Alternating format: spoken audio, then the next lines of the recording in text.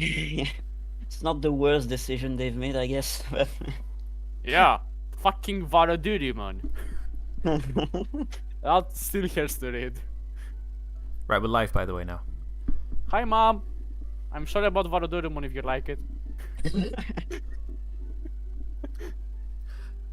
Yeah, I think that's Mom one of is going to the. unsubscribe now. I think that was one of the silliest decisions in the card game as well, because they had Varudoromon, but then they also had the option card that was called Valder. Yeah. Sorry, the level 7 that was called Valder. Yeah, Kaustimoni Varadudu Amu. Yeah, it was a bit of a weird decision choice, I think, on that localization. But you know, I always hate the phonetic Japanese used for clearly English words in the English dub. I think that definitely unphoneticize. My favorite one is still Glaive Memory Boost. As you can clearly see, there is a polearm right beside that grave that has obviously not. The grave has nothing to do with the naming, obviously. Why would it? Obviously. Yeah. Right. So shall we kick things off then? I'm still pretty sure that they don't see like. Yeah, they must get Basically, minimal Wadish context. has said that they just given a spreadsheet, so you know. Yeah, that I can explains a understand. lot. I can't forgive, but I can understand how Glaive memory boost happened. That actually explains why some of the attack names are kept in the dub and some are kept in the sub. Because they may not recognize what the fuck it's supposed to be from the name alone, so they just translate it. And there you go.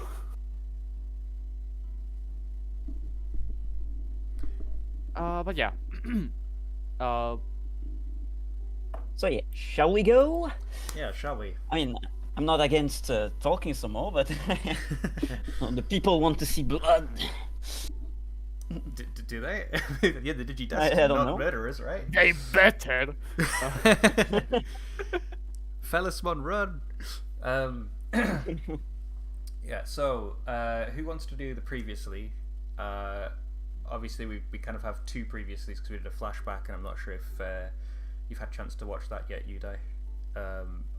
But yeah, who wants to do the? No, I haven't. Double recap. I do have notes, so I'm fine with this. So, previously on Digimon Vortex, to be specific, 2 episodes ago, we were calming things down after intense battles and whatnot. So the original Digidestin told us of their plan to bring back the old world and told us of a certain mysterious Digimon named Nemosainemon. I'm not sure how it's pronounced, but you know, it's a Digimon that holds a backup of the old world, apparently within vials or something. And so we should probably go and seek him out at some point. That was what they were planning on doing, anyways. Meanwhile, the nameless scientists, who might actually have names now, I'm not sure, tried to incite us even to go and attack Diablomon X right now. To which Kakake just said, "Nah, that's really actually stupid." So yeah. Instead, he taught the gang how to use magic, some basic magic to help them, you know, defend themselves, I guess. And use that contraption from episodes ago to bind the souls of the original Digidestined so that they are not able to be snatched away to another dimension. Something along those lines. Hopefully that proves to be useful and not something that bites us in the ass. Yeah, all was good, all was well, until Snymon showed up, all battered and bruised, maybe not, but really actually very panicked, to warn us that Gyromon was being attacked by some knights and just maybe in danger, so we rushed toward the scenes, which was in the dark area. We found Gyromon, which was still alive, pretty beat up pretty bad, but you know, breathing. He told us of the mysterious knights and that they didn't seem to like the people around here, but they didn't do anything other than beat him up so far. So, well, we set out to go see those knights. Well, we spent like an hour trying to gather information, but that proved to be useless. But they told us, yeah, we don't know, they're over there, I guess. So we stormed the castle. Taisto wanted to confront them directly, but since they were not friendly looking, Sonia decided to intervene and just whisk the group away to hopefully infiltrate the place instead and not raise any more suspicion, which they did anyways. Fight broke out, but we managed to get close the big castle that was in the middle of the of this new base of operation at the Knights. I don't know if there's Nightmon or Skull Nightmon, Dark Nightmon, stuff like that, but they're evil-looking knights, which apparently were working for Felismon, and thanks to a little bit of us making a mess and screaming and killing inadvertently some Nightmon in the way, we had managed to grab the attention of Felismon himself, the big boy, which just showed up near the end of the session, and we were about to talk to the bad guy and see, well, what is up with you? What is up with this? What's up with that plan? But we'll see about that later tonight. But next episode, I'll do it real quick.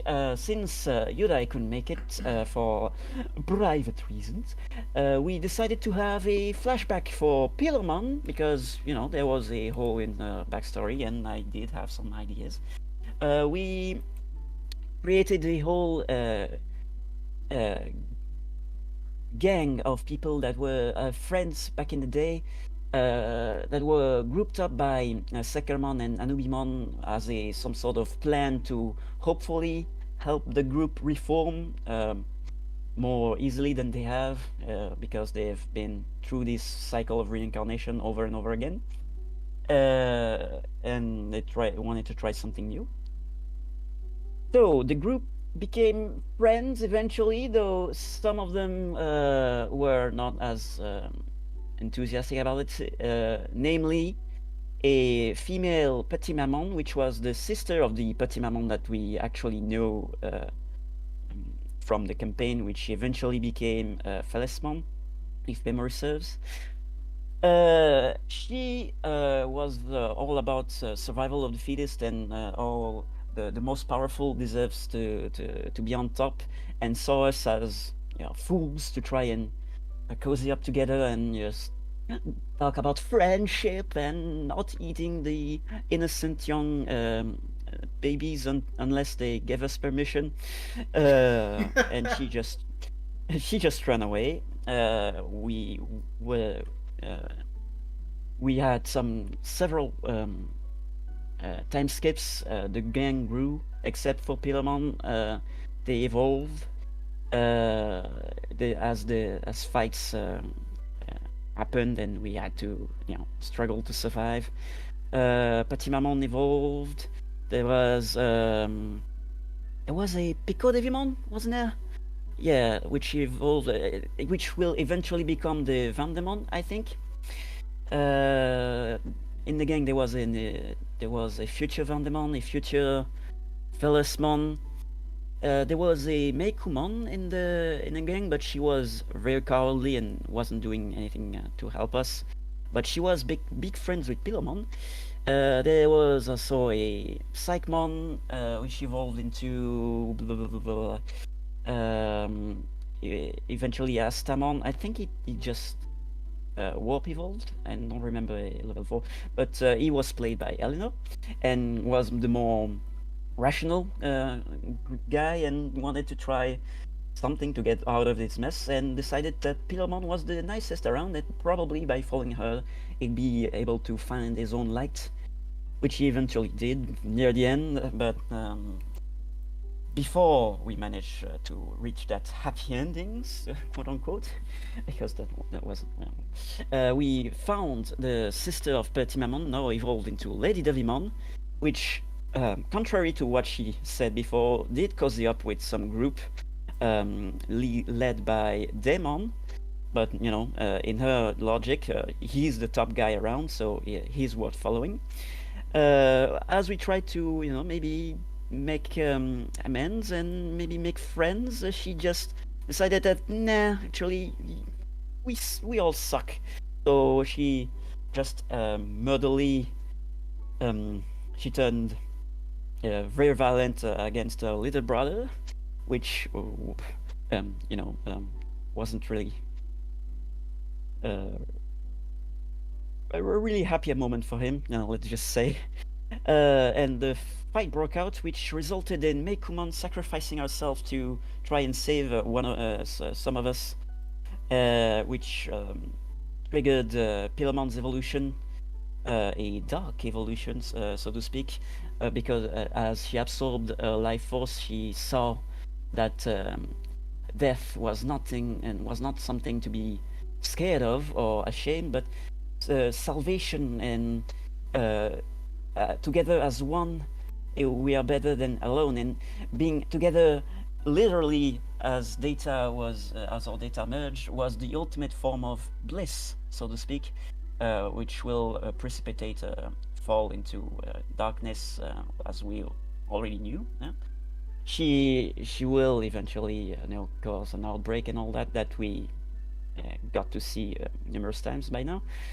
The final nail in the coffin was when they eventually met Sekamon and Anubimon one last time, and tried to, say, hey, haven't we reformed? Aren't we good? And as they saw that a glimmer of light appeared in Pilamon's soul, or digicore, so to speak, they tried to reassess everyone else, but sadly, Pilamon was the only one that proved to be proved to have improved in any meaningful way. Well, in their opinion. So since they were not allowed to go get out, the outbreak happened, and since the outbreak happened, they decided that maybe their plan wasn't that great. So they well, I don't know if they killed or they just reset our data, but they made it so no one involved in this situation except for Astamon, because Astamon made a vow specifically about this. But everyone else was reset and forgot their memories of anything that happened in this time loop. So maybe we recovered our memories one day or another. Astamon did. No, Astamon always remembered, and Phelasmon eventually remembered, thanks to the plots that already happened way back when, if you remember. Yeah, so we'll see if Vandemon eventually remembers about his whole life, and they were... I think that was all that was super important. It was a bit of a mess, but there were a lot of events that I need to recap. But yeah.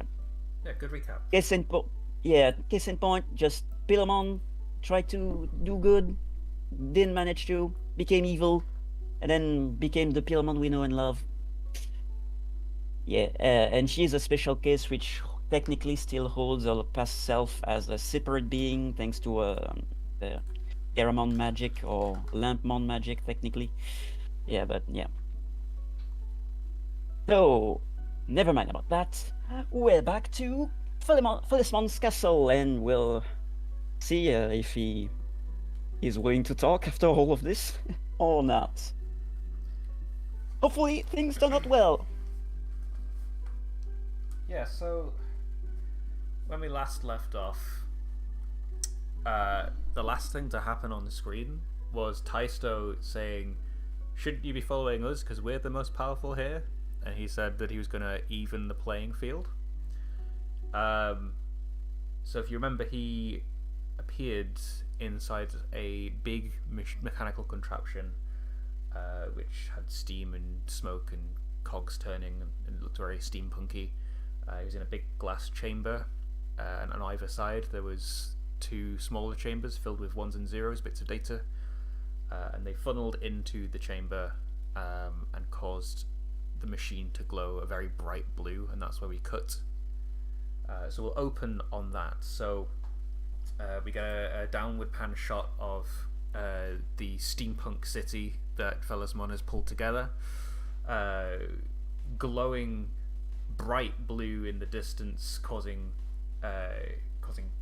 big shadows to basically cover the city very scenically. It sort of looks like a big fireworks gone off in the distance.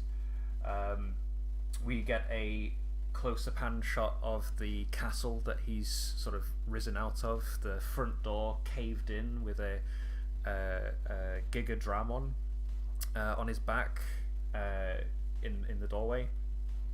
Several of the Dark Knightmon and various other Digimon that serve under Felismon have screamed and ran back into the castle because their friends have just been crushed. Felismon is glowing bright blue as this data funnels into the chamber that he sat in. What do you do? First of all, Elephant marks potential. Yes, he does. Oh, yeah, right, I do. Step one step closer to death. Yes, I will always be here to remind you of your mortality. Thank you. My anxiety was about to go away, but thanks to you, it's back. Memento mori, my friends. Memento mori. Seeing as this contraption fires up, I think Dice goes like, "Masaka! What is this?" And it basically like freezes in awe and tries to, figure out what the heck is going on. Actually, no, he doesn't do that because you're going to make me assess the situation. I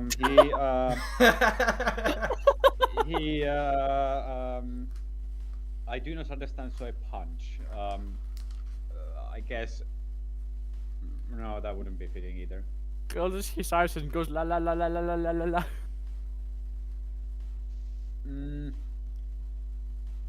I think we'll just continue our conversation. Felismon, see, is this madness, or B, we don't want to fight you. Yeah, that's true. It's true. We don't want to fight him. Felismon, see, is this madness, we don't want to fight you. Okay. You yell, Felismon, we don't want to fight you. And then the machine sort of vibrates heavily as it reaches its apex. And then the light just turns off and smoke fills the chamber. And we see wings unfurl, blowing back the smoke and smashing the glass around him. It's too bad that you picked a fight with me then, isn't it? He says. You blink. No, it's Lesmon. You blink, and directly in front of you appears Murmuskmon. Oh. Yeah, that guy. Oh, Murmuskmon. Oh. Yeah, That guy, Cool, he has a very persona, cool. if I remember correctly. Yay. He has a what? He has a persona. A fursona. Yes, obviously. What's his what? Why does he have a fursona? I'm so concerned now. Did I pick a bad Digimon? No. Murmuskmon is cool. Also, you're gonna get to please cease and desist using Murmuskmon in your campaign. It carries similarities to mine, so stop doing that. Never mind. Murmuskmon. So Taisto takes in the massive figure of Murmuskmon, who is green and has stuff. Yeah, he's green, yeah, greenish. Before you even have a chance to react, he grabs hold of Mistymon's head with his massive hands, Very nice. and just flings him into the ground with all the force he can. Can you please take a powerful blow from somebody who is a bit stronger than you? From someone who is what? Who is stronger than you? Okay, thank you. I heard who is a bit stronger than you. I was like, what are you doing now? You sneaky GM. I think it must have missed a word. I said quite a bit stronger than you. Oh, okay. Yeah. That makes sense. Yes. It would be my pleasure because this is the one role I can actually do. Apparently, 2d6 plus 3. Oh yay! 10. Ooh, yeah, that's good. That's solid. That's First roll of the game. Yeah. Roll of the days, a 6 and a Oh. 1. That Cool. On a hit, you stand strong, and you get to choose Yeah. one of the following. Go ahead. I think what happens is that Murmoxmon seizes Mistymon, just throws him into the ground. There's this huge a boom or a crack of earth as Mistymon smashes into it, and this cloud of stone dust kicks up, and he gets gloaty a bit. He starts gloating or something, as villains do, and he's very much a Saturday morning cartoon villain. And then there's when he's in the middle of his monologue, he gets struck back by or counter-struck by Mistymon, who is not nearly as phased as he may have thought. So is this getting an opportunity or opening? Is that what you're going for? Yeah. Cool. Yes. That sounds good. So yeah, there's a big plume of smoke where he's landed in the ground, and he's like, "It was foolish of you to come here. I have planned this moment in my mind since the moment my memories returned. I knew you would eventually come back on your deal, break your promise to me. And look where that's got." And then you jump up and smack him in the face. Yeah, I think that's something like, you planned this in your mind. You should have taken some paper. And then these rays of orange light shoot out of the plume of smoke, and then Mistymon dashes out of it and strikes him with his sword. Cool. Strikes back. Could you please Mistymon strikes back. Could you please directly engage a threat with disadvantage? Yes, let me see. I am angry, but I don't think I'm angry enough to vent any frustration. So we'll instead just take quite a beating from this dude. Oh no, 3d6 plus. I think.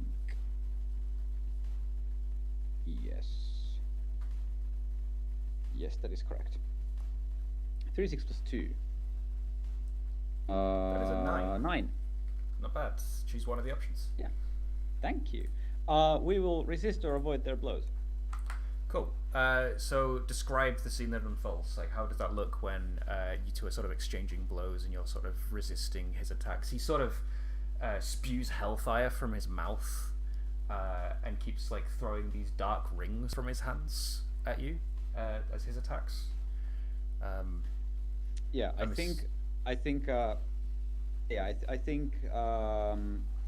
he as Mistymon opens up with the striking back, and he gets flown back, and then the two start engaging in exchanging blows.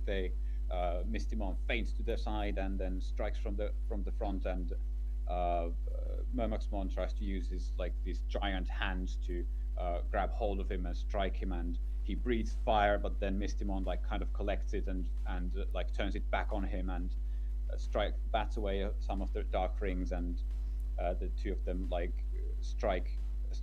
keep striking each other in the air, as something else might happen somewhere else, or maybe Murmoxmon is about to get fed up with this shit. For now. Cool. Sounds good. So yeah, you blast his fire back at him. he like gets completely caught off guard by that because he must have just overlooked the fact that you can control fire. And we see him like get engulfed by this hellfire flame. It's this deep purplish blue color. It runs up his body, and he's sort of you can like see him struggling against the pain that's it's causing. But then with a big flap of his wings, he just turns off all the fire. And Nani? he leans towards you, arm outstretched in this menacing like pose. And he's like, "Did you really think that you could do that little trick on me? That your fire would be stronger than mine?" he says. And then he disappears from your vision,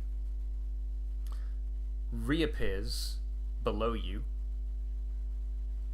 right next to where Sonia is. Oh, okay. Hello.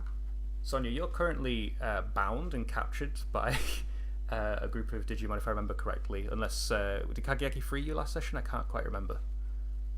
No, he freed the Nightmon that were about to get some beating out of me, but I'm still bound to that chain, at least.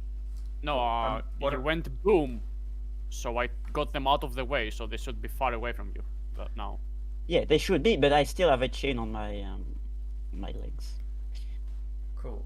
And what about Pillarmon? We were currently she was at champion form, correct? Or was she Luminamon at this point? I can't remember. I don't think I've evolved. I don't remember.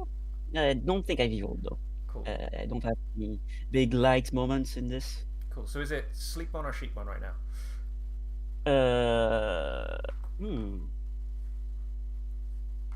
Let's say Sleepmon. That seems appropriate. Cool. So sorry for not being able to remember. It was 3 weeks ago. Yeah, well, that's fair. So he literally like in the blink of an eye appears next to you. Like he is crazy fast. And before you can even react, his arm outstretches and just grasps Sleepmon. You can see that he's sort of squeezing tight.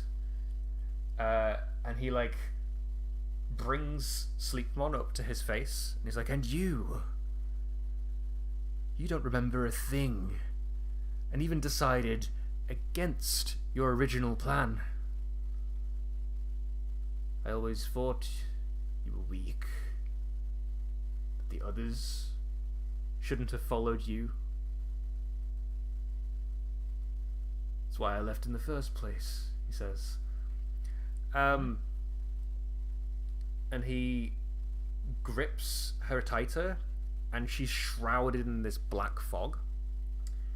And the black fog seeps from Sleepmon, and sort of infects your Digivice, Sonia. Okay, that seems fun. It covers you as well. I would like you to please make a roll for me, and that roll is, one second, just pull my notes, what roll it is. Roll plus conditions, if you have any. I do not have any conditions. Cool, roll plus 0 then. I don't know if it's a good thing or not. This Hey, is go on, a find out. custom move from Fellasmon. Oh, I guess Murmusmon now. 9. Is it good 9 or is it bad 9? Do I want to help or do I not want to help? That's the question. Okay, so the bigger it is, the worse it is for you. Oh fuck. In that case, I spend a help to make it a 10. When Murmusmon traps you in a nightmare, roll plus conditions. On a hit, reveal more about a skeleton from your past that you would rather stay buried. Everyone else can see this nightmare too. Felismon I mean- shifts your labels according. Sorry, I should say Murmusquon shifts your labels accordingly. On a 10 plus, you may not reject this change unless you mark 2 conditions. On a miss, break free of the nightmare. Okay. Well, at this point, there's not that many skeletons left in Sonia's closet, but yeah, I guess you could see a montage of all the times where she desperately tried to keep our siblings back home and not get adopted. The times where the kids yelled at her to, please stop, because they actually wanted to go away. The anger and frustration Sonia felt about being left behind and being actively told off. That she took out on her own plushies and previous hats that we mentioned a while back. Every time she felt more and more anger and frustration around all of the people around her, the siblings and the adults, which do not seem to want her as a child, the caretaker specifically, because she kept on calling them mom and dad, but they kept on trying and get her adopted instead. So she felt rejected. She felt like she was somehow wrong for having her own wishes and denied. Then probably all kind of mixes together with things from the digital world. All the times she got frustrated with people with Digimon around her, telling her that she was wrong and evil and so on, and Pilomon as well. Got frustrated with the others for treating her like some sort of weird ticking time bomb, or just a child throwing tantrums, and just stop do it just calling out to stop doing evil things, or just the times that she at the time she created a nightmare of her own. And I guess, speaking of that nightmare, it probably would then turn against her in a dramatic irony way, sort of thing, where all of the uh, sufferings that the others have endured during that time, or probably just turned back to her as well, and everyone will slowly become darker and darker, and telling her to repent and repent for all those evil deeds, all of your sins. Yeah, I think you But you'll also. probably- I think you Yeah, also get a leak in of Pillamon's nightmare too. It sort of mixes with yours. the more the merrier. We see the moment where the scales tip on Anubismon's scales to show that her digicore is lighter than a feather. The relief that sweeps across her face, the happiness and the joy. And then when she invites the others in, and Sekamon sees the darkness in their heart, the potential for destruction that they could cause, and denies them entry, that's when we see something she's not proud of. That she starts going a bit overboard. We see her destroy part of the pyramid in frustration. We see her talking to the masses of followers that she's accrued, her friends, lying to them about her scale results, telling them that none of them were worthy of leaving in their eyes, and telling them that they had to seize it for themselves. And then we get the battle that we've all seen before between Medieval Dukemon and the Vortex Warriors and Gulfmon and his generals, which didn't end too well. for Gulfmon. We see the guilt of him leaning on Karamon's powers, not realizing the extent to which Karamon wanted to sort of take over the world, or whatever he's doing. We see extreme guilt. It's a big emotion that pops through you, Sonia. You can feel it shock you at your core. It's a big pit in your stomach when Pillowmon says that she intends to turn over you to Karamon as part of that deal.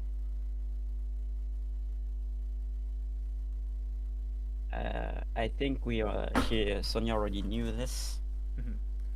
This is, well, I'm pretty sure she did see a vision of this way long ago, back when the big rock was the thing and Felismon appeared shortly after for the first time.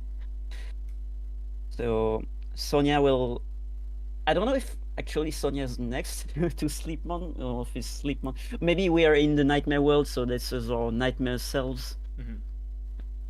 She will try and hug Pilomon. Cool. I know. I knew from a very long time. But I also know that that's not all that you are, right? Even after all of this, you stayed with me. I want to believe in you this time. Like you believed in me. I think it's like at that point that the nightmare shifts a little, and we get a replay of a scene we saw on screen not so long ago of Sonia addressing Pillowmon, screaming at her that she was going to turn on her too, and that she'd made a deal with Karamon, and that she would never truly be her friend. And as Pillowmon sees that, tears start streaming down her face. What do you do, Sonia? Oh, also, I'm going to shift your labels because that's part of the move. Could you please increase superior, lower Xavier, please? Sure. Shifting back and forth, shifting back and forth.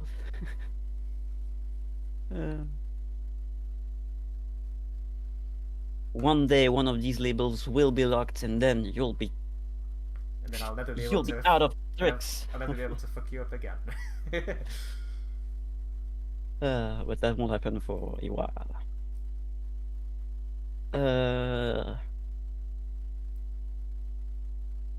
That's another Pilomon now. I'm hazy on the nightmare details. Sorry, say that again. That's the same Pilomon that was hugging earlier, or that's another one that was. So the Pillowmon that's crying is the one that you're hugging, as she's seeing this replay of the past that sort of haunts her, because you basically abandoned her and blamed it on her, and she doesn't want that to ever happen again, and it makes her feel terrified, like legit terrified. Yeah. I'm sorry, Pilomon. I'm sorry. I can't say that those weren't my feelings, sadly. I was scared. I was convinced that you'd leave me. I was scared that everyone would leave me and that the relationship was all a lie. And I'm sorry for hurting you back then. I'm sorry for hurting everyone. I would understand if you were to leave me now, to be honest. I'm not worthy of you. You were nothing but kind to me. I'm sorry. Sorry I couldn't be a good tamer, a good friend, good sister. And I can't promise that I will never fall to these dark feelings ever again. But I'm scared too. I don't like what I did, what I've become. Maybe what I always was.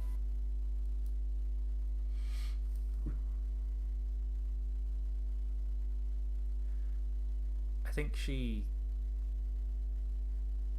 sniffles.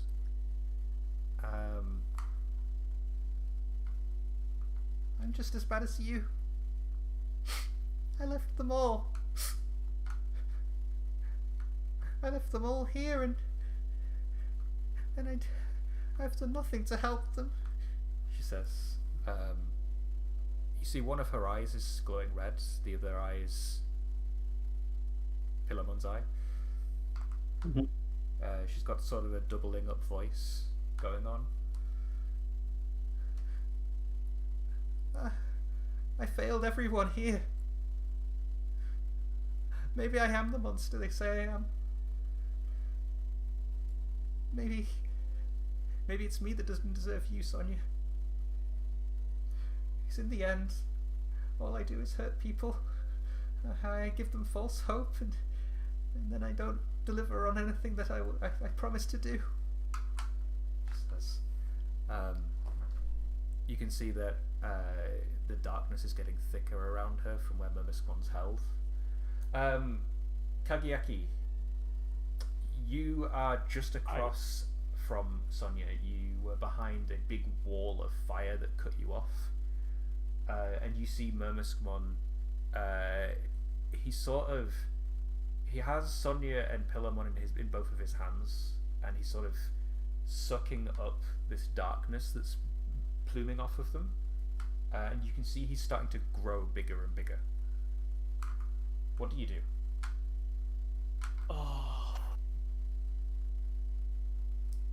Well, fuck. Obviously, I gotta get them the fuck away from there. But the power level difference is too high for you to let me.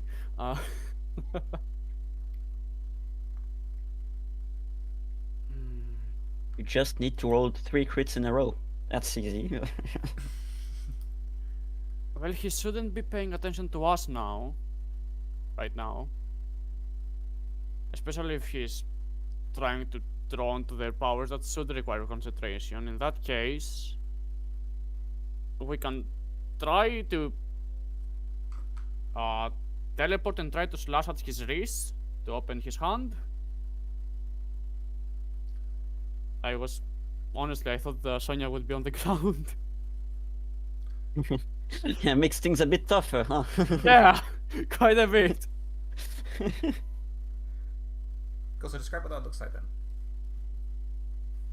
Right, so Kagayaki and Sanlupmon suddenly appear right next to one of his wrists. Probably the one holding onto Sonia, since he should be more fixated on Slipmon over Sonia.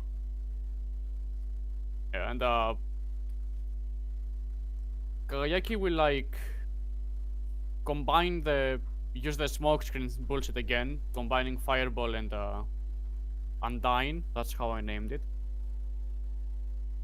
To create a smoke screen. At the same time, Sanlupmon will use his what the fuck was it called?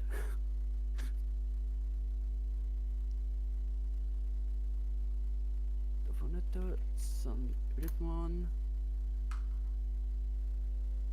It's called. Come on. Sticker Blade. Yeah. So he'll start spinning really fast at Murmuxmon's wrist to try and get him to open up his grasp so he can get Sonia the fuck out of there at the very least. Definitely can't spare to see both at the same time. Okay, how mean do I want to be? No. Oh, that's not good. You don't want to sentence to stuff with that. Yeah, I don't really have a lot of things I can do now. I'm not even involved. Okay, I think. So you're a champion level. He's a mega level. There's 2 levels worth of difference there. I don't know if you'll be able to actually get him to open his hands easily. So what I'm going to say is think you zip in, you teleport in, you drop a smoke screen and spin with it's a sort of rip at his wrists. Sanglitmon clangs off of his wrists. You notice that he's wearing these big chrome digizoid wrist guard things, and his nails clash against that, and we see a couple of them shatter beneath how hard it is. And Murmuscmon, he doesn't even flinch as you do this, and we see the forces inside the castle start to get a little more confident now that their boss is here. We see a Dark Nightmon Cavalier mode. Sorry, Skull Nightmon Cavalier mode. Sorry. Sort of start talking to his men. He's like, "Now is the time to charge. Our power and our might shall never be rivaled again. Now that we have our new leader. Follow me, men. Charge!" And they all rush out of the castle. So you're clawing at Murmuscmon's wrists. You think you're making good progress. You actually make a big dent in his chrome digizoid armor, and then you get speared by a cavalier mode, and sent pushed back into a nearby wall. I would like you to please mark a condition of your choice. Angry because he's sick and fucking tired of every single asshole we meet. Messing with people's psychological scars. For the love of fuck. Stop. It seems Murmuscmon finishes getting his fill and tosses Sleepmon and Sonia to one side. Sonia and Sleepmon snap out of their nightmare, exhausted and panting. He's grown quite substantially. He probably stands about half the size of the castle that he just came out of. That's a lot. Yeah, substantially. He turns to you, Taisto and Mistymon. Hello. Come here! And reaches up high into the sky. It was you, wasn't it, who stopped us the first time? He's gonna grasp you in his hand if you don't do something.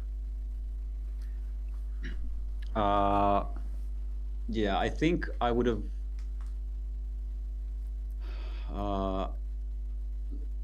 Let's see.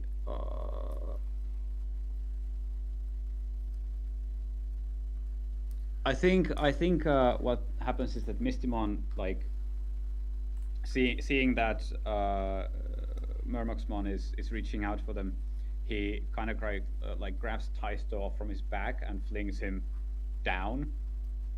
Taisto will be fine. He's sure that Taisto will be fine. What's the worst that could happen? If he just dropped a child from 200 meters or so. What's the worst that could happen?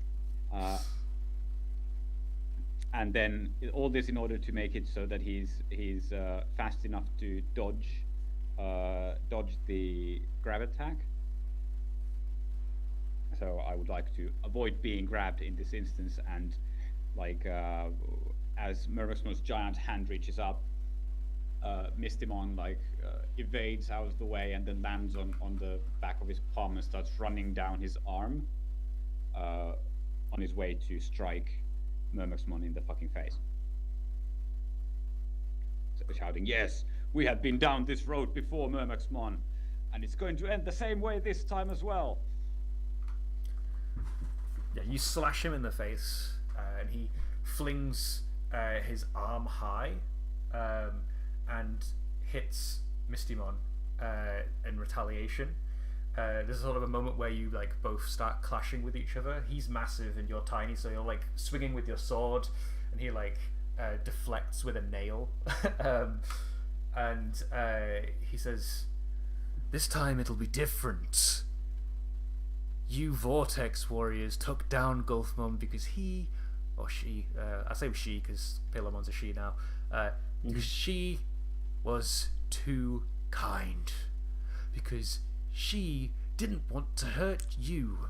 Because you were a potential friend, someone who could help, someone who could save us. And how did you repay that kindness? You buried her in a seal and locked her away for good. You're no hero. You're no savior of the digital world. You're not someone who's strong, someone who I could look up to, who I could follow. You're not powerful. You're just a child wielding an axe. Reckless and stupid. You don't think before you act. You're too kind. He is lowering your superior and raising your kind. Do you accept that, Taisto?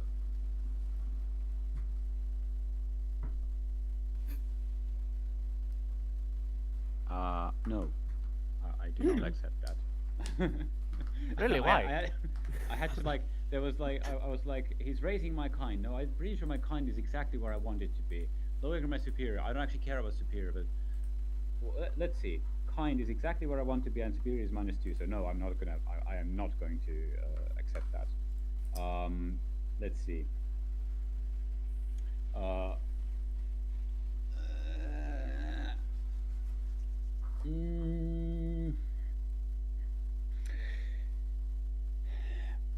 And you think your world would be better, Murmuxmon? In your world, only the strong are allowed to live, and the rest are taken as slaves at their whims. I've seen the kind of world that your ways lead into. It's this dark area. We have spent our we have spent a lot of time trying to help these denizens of the dark area who are too weak to defend themselves because someone has to. You would elevate those who already have enough to survive and make them the only kind who have the ability to survive. And we say no. Or something. I'm not sure how that. There's the angle that we've been doing this systematically, which is some kind of a plan-ish thing, which means that superior shouldn't go down. That is the essence there. Okay, cool. Definitely. That is what it means. I swear. We've been laying a ton of foundation, which is why superior doesn't go down. Could you please roll to reject their influence? Sure thing. You can make the attempt. 2d6 + 2. I can smell. Oh goddamn! I can't smell the potential. Nice. On a 10 plus, choose 2. You can either clear a condition or mark potential by immediately acting as proven wrong. Shift 1 level up 1 level down your trace, or cancel their influence and take +1 forward against them. I'm going to cancel their influence and take +1 forward against them. Ha! Try to, do that to me, but that's not going to happen.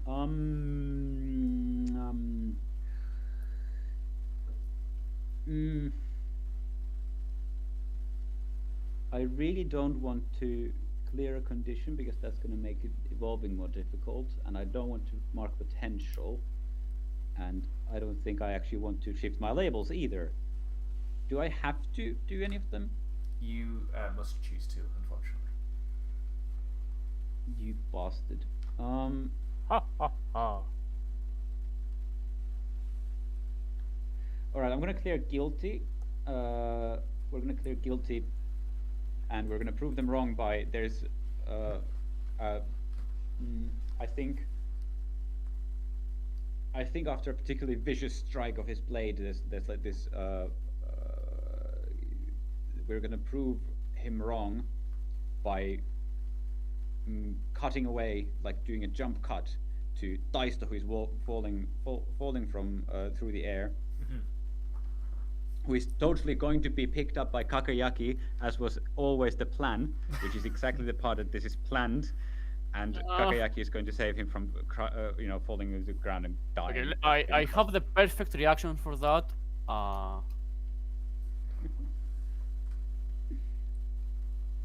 There we go. No.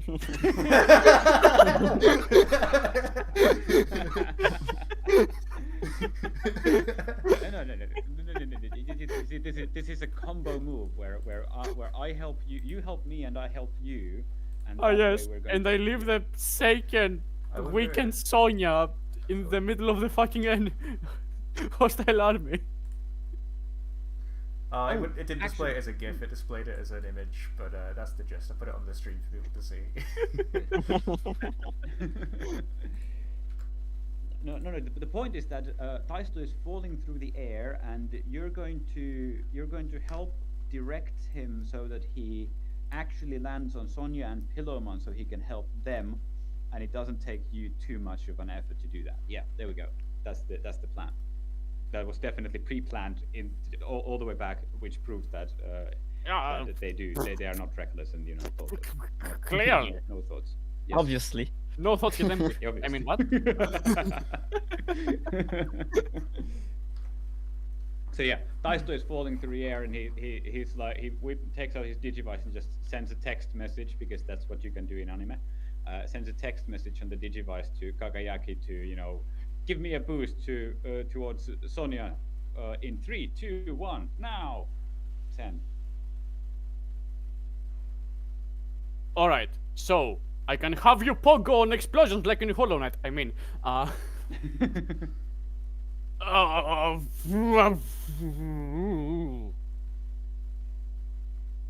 can I fucking? I guess I can try melting Sonya and is it still Slipmon or did it revert? Let's say revert. It's still sleep one. I can try melting them into the shadow and then going to Taisto. Because I am not fucking leaving them there. Cool. Could you roll to unleash your powers, please? I can make the attempt. I do not have a minus. And I have influence over Sonya. Does that count? Because you don't have influence over Taisto, I don't think that's the case. You need to have influence over everybody to move targets. I have influence over 2 out of 3. Give me a break. I physically can't. I'm being a mean GM. It's the final 11. arc. Yeah, you're really not giving me much to work with. Cool. Describe what 11. happens. It's still 11, so Yeah, it works. Describe what happens. So, like, Kawayaki sees the message pop out in his visor and goes, ah! Thinking fast, he has Sanlupmon melt Sonya and Slipmon into the shadow to keep them safe before he can actually properly check on them. And then they just teleport to Taisto and back. Go, just... Okay. This is going great, yeah. This is one of their best fights yet.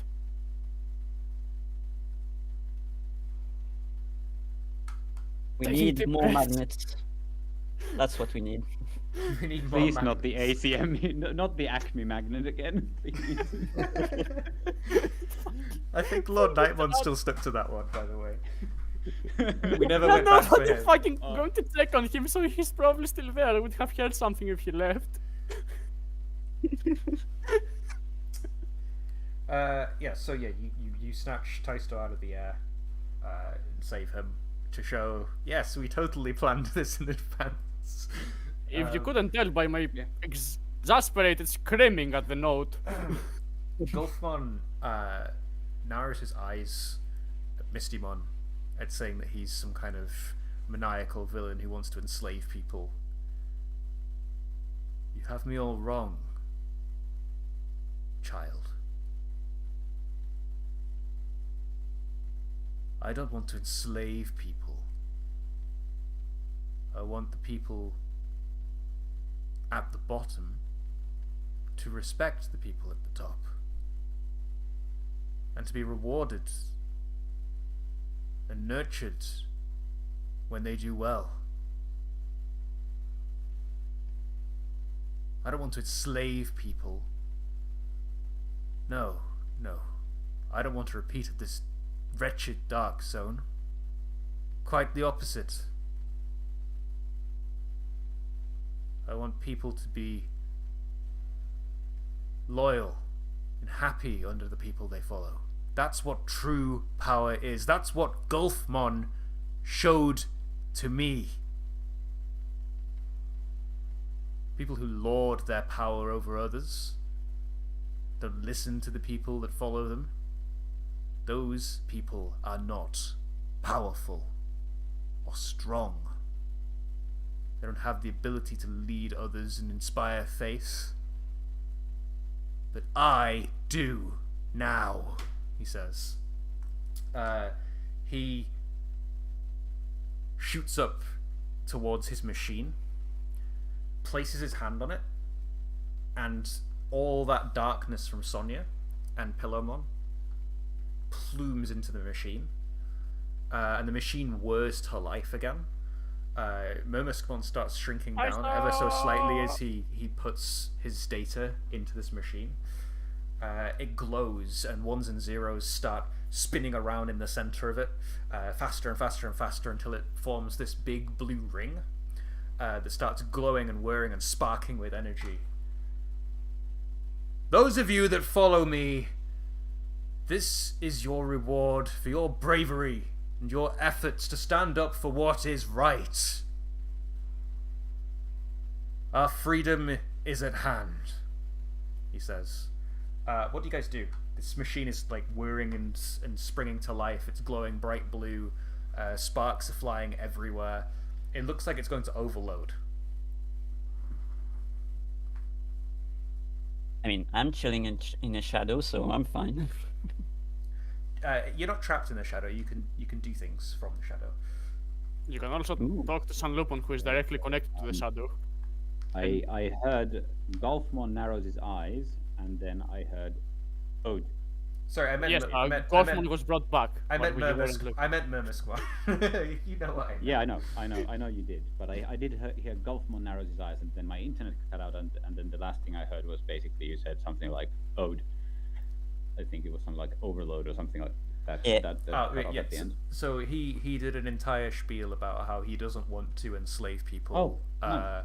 And how he wants a meritocracy system where you follow those with the power, they look after you and help you, and in return reward you for your loyalty. That is the system he is proposing, and he has just charged up his machine using the nightmare that he sucked out of Sonya and Pillowmon.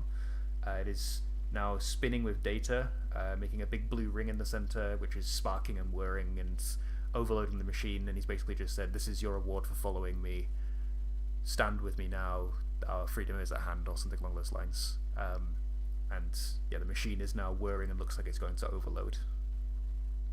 Yay, how the fuck do I get in there?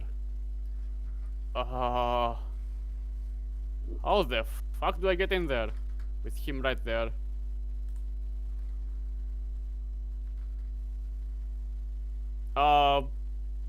You team your dear mind like keeping him busy for a bit? You still exist, right? I forgot we brought you Timio. Yeah, he's been chilling. He's been chilling. Yeah, you did. Fucking turfing him on. Wait, didn't you Timio stay behind with Stella? No, And he's the only one who came. Who's the only one that came? Okay, cool. Yeah, he can help. What do you need him to do? Like, keep Murmuksmon busy so I can actually get in the machine and stop it from going kaboom. And potentially, and probably, well, I mean, what Hayek is assuming this machine is going to do is immediately delete the barrier, which, while something we also want to do, it also means that his army will immediately go out and go boom, boom, boom, boom, boom, boom, boom, which is not good. Cool. Yeah, we get a shot of Tirfamon He's like clashing swords with some cavalier mode that are like swarming him. And we see him like plume his sword into the ground, and a big dark eruption happens that like knocks all of these Dark Nightmon back. He seems really skilled with a sword. Then he unburrows his sword and he says, "You can count on me," and then just jumps up towards Murmuskmon. We see him being enveloped in a sort of bluish-white glow as he digivolves into Tirfingmon, giant lion-like Digimon who pounces at Murmuskmon and tries to knock him down from his machine. I'm going to quickly do a fortune roll and see how he does about that. Please. Please throw me a fucking bone. Yeah, Come on! Yeah. he friggin' dies. Throw me a fucking bone here, come on! But he gets potential. For anyone watching the stream, I just rolled a crit fail. Yeah, I think this was literally part of Murmuskmon's plan. He's charging up this machine and it's whirring and steaming and whatnot, and he sees one of the Digidestins jump up at him, digivolve, and he reaches out and grabs Tirfingmon mid-digivolve, flings him into the center of the machine. Oh boy! Oh no! And the data that was going to digivolve Tirfingmon into Tirfingmon starts getting siphoned off as he starts de-digivolving down into Tirfingmon, and he's going to de-digivolve even further as more and more data gets drained from him. But it makes the machine go absolutely ballistic. It is now on the precipice of like exploding with energy. You literally have seconds before this thing goes off. Kagiaki, Taisto, Sonia. Well, that was a great plan. GG, everyone. Well, it's the one thing she's supposed to be, reliable. Yeah. Hey, I tried to make him reliable. He rolled a crit fail, okay. What the fuck am I supposed to do here?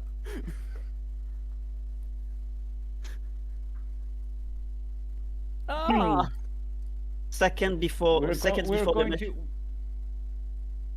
Okay, so yeah, Fuck, it fucking lands me in there. Go I ahead, might break go an ahead, arm, go but I'll ahead, make go it ahead, stop. Go ahead.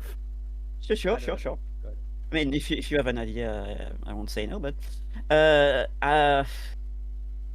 was thinking about using maybe. Well, I'd have to load the holy powers first, but maybe use a big shield against. You usually would need to protect us, but maybe around the bomb itself. Not the bomb, but the machine itself. So it's kind of cut off from everything else. Maybe. You won't be able to charge your powers and do that in time.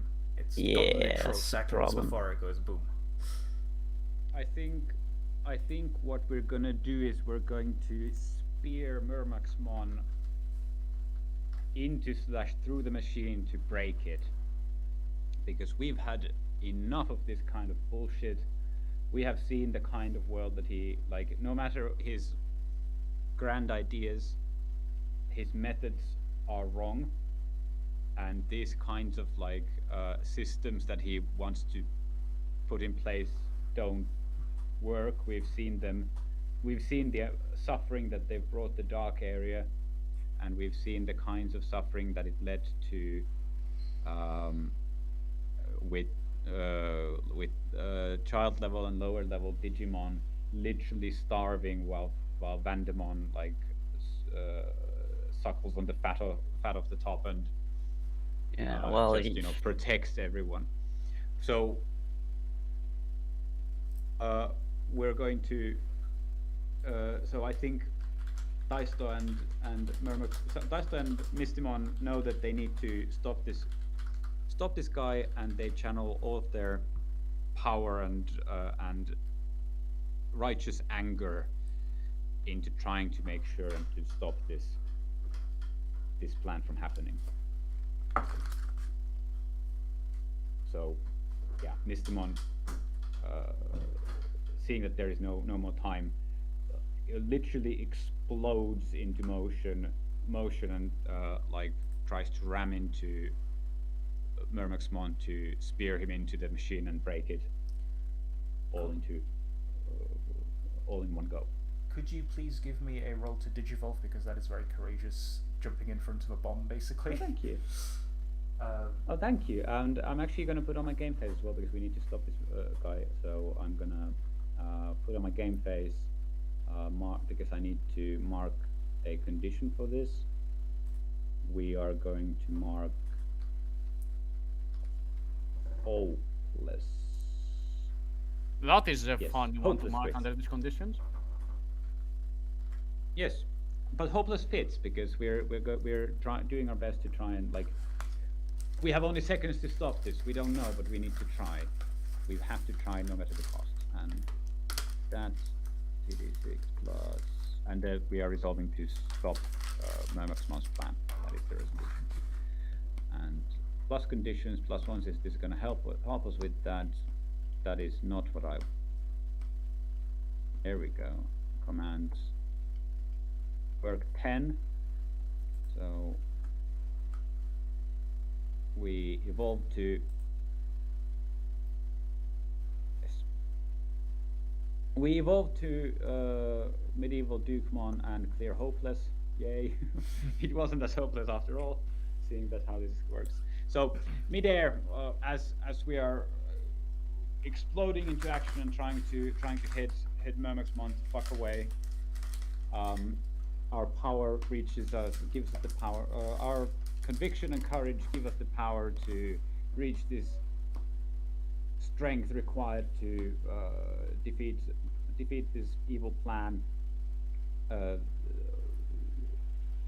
Mistimon shines bright and brilliant as he turns to medieval Dukemon, and I think he shouts one line or something like, "I told you this is gonna end. We've already been through this," or something. I don't know. I'm not good with one lines. I'm sorry. I'm very tired. And yeah. So yes, that, and then directly engage a threat.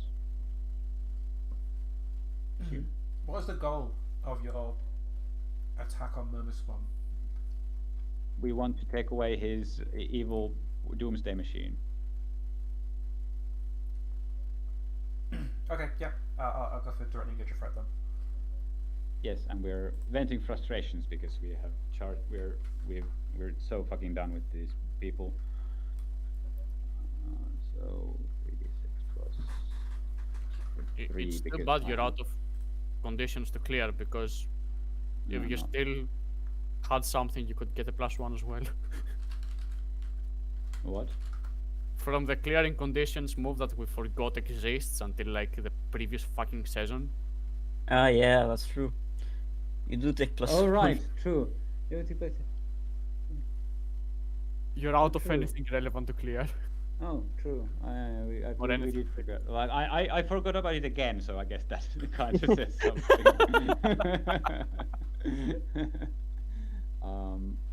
Yes.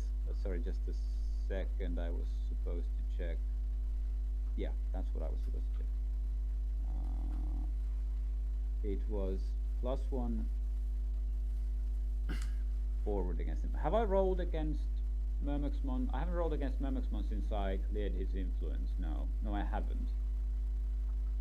No. So +1 forward, and then so it's Okay.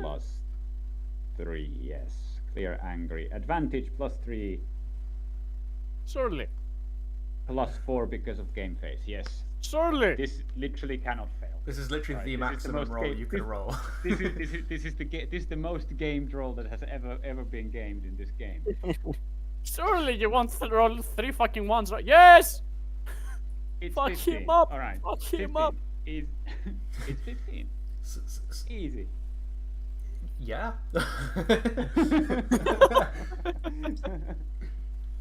Yep, your 15 So I works.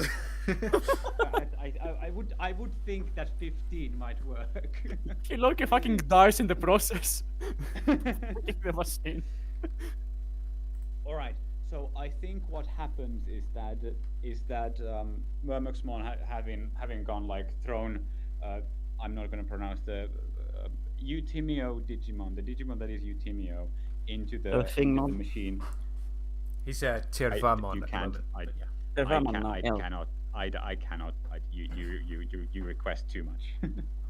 I mean, I have fun when I Yeah, have yeah, fun yeah. when I make you pronounce Finnish, but you know Hey. it doesn't go the right the other way. I was about to say, you try and make us pronounce Sankarpoika or whatever it is. You can't even pronounce Tirvamon and Tirvamon aren't even that complicated to pronounce. Tirfingmon. Okay. It's Yeah. Tirfamon at the moment because he's the ultimate. Tirfamon. Tirfamon. Okay. So after having thrown Tirfamon into the machine, I think Murmuxmon would have been probably coasting of his imminent victory until the like rays of brilliant light that come from Mystimon's evolution to medieval Dukemon like catch his attention, and he manages to like whip his head back just enough to or just quickly enough to be able to witness as medieval Dukemon slams into him and throws the two of them straight into the machine. He like rose back and like kind of collapses as he's literally like driven through his own contraption, destroying it in the process, and probably maybe freeing Tirfamon or something, you know, from being Digivolved or something. I don't know. And there's like these explosions coming off as the machine crumbles. The energy that it has harvested inside is released like in unpredictable fashion. But then there's this like bright orange glow as a magical dome of energy like descends on the explosions and the machine and this whole thing, and the smoke kind of clears just enough that we can see medieval Dukemon holding his one of his hands up, and it glows the same orange as this magical dome that is trying to keep the whole thing contained. So I would like to take away his machine. I would like to resist or avoid the blows. Cool. That sounds very cinematic. Thank you. How big is this dome? Are we talking? Big-ish. I don't know. It's I kind of intended it would be trapping like big enough to like contain the explosions of the machine and kind of trap Murmuxmon inside, but then somehow magically, I guess Tirvamon was flung away or something, but so that he's not trapped inside with them. Okay. So it's meant to keep the explosions inside. That's the point. Keep the explosion inside the machine, or keep the explosion inside the castle? Because this is gonna inside the machine. This is gonna like explode massively, like if you like toss someone into it. Okay, so yeah, you shove Murmuxmon and Pearson through his own machine, kicking Tirfamon out of the machine. You activate a spell on your axe that glows and creates a bright orange bubble around the machine, and it starts whirring uncontrollably. Lightning shoots out in odd directions as it whirs faster and faster, and the lightning connects with Murmuxmon.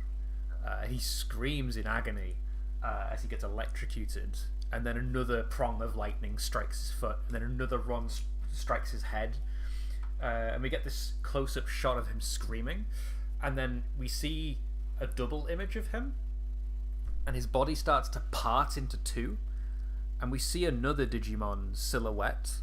Oh no. Sort of coming out of him. His voice doubles up with a girl's voice as he screams and shrieks as this lightning strikes him. So that's what it was all about earlier. I was wondering because the whole That's why I left you thing was a bit a bit out of character. Mm-hmm. Oh, I see. That was all planned. Ooh. Yeah. So, just for the benefit of the viewers who are not up to speed on what is happening, might you want to just asking for a friend who is a viewer, like what is happening? I think you are well equipped to explain that, Tyster. Like, Tyster is right there. No, no, Surely no. he can I explain for me. wouldn't. I've been on the air. Like I've been talking so much that I couldn't. I insist. No. But I counter insist that it's not. I'm of course I'm obviously well equipped to understand what is going on. Clearly. I've been talking so much. I just had a big description scene, so surely someone else can definitely do this one. Okay, for the benefit of the doubt of all those watchers that didn't see last episode and can't piece this together, basically he is being possessed right now by his sister. In the flashback episode of last time, we met Fellasmon in his previous life, serving under Gulfmon, and he had a sister who parted from the group very early on because she believed that you should follow the strongest to survive and hide in their shadow until you become strong like them. I think where we left off with that was she basically almost killed her brother and ended up killing Meikumon in the process, who was one of Pillamon's very close friends. And the last we saw of her was her basically serving under Daemon. But now she's back again, it seems. And as the machine finishes whirring and explodes in a big plume of blue light, we see the energy start to crack and shatter the orange dome that you've put up. The energy too much to contain. The bright blue glow bursting through. And I think it starts to engulf all those that were following Fellasmon. And what we see is we see Axemons, Deadly Axemons and Dark and Skull Knightmons start to glow and merge together into Dark Knightmons. We see the Giga Dramon that you just slammed through a door not moments ago and knocked unconscious glow blue and start shifting into a more mechanical form. And we see the castle start to crumble under his size as a Machine Dramon stands up. Oh boy. We see the rings plume out and hit the Mega Dramon who you were fighting in the sky as he evolves into a Blitz Greymon. We see the Devi Dramon below evolve masks It's a Dark over Dramon. their faces. Do we finally get the Dark Dramon? Sorry, yeah, Devi Dramon. And they evolve masks and become Neo Devimon. Oh. The wave of Digivolution energy hits them all. And as the smoke clears, we see... Maybe we shouldn't have helped Garomon. Maybe as the smoke... Maybe we should have stayed home. As the smoke clears, we see Lilithmon holding Murmuskmon by the throat. Pathetic. You were too weak to even stop them. Here I was thinking you'd changed, brother, she says, as she tightens her grip around his throat.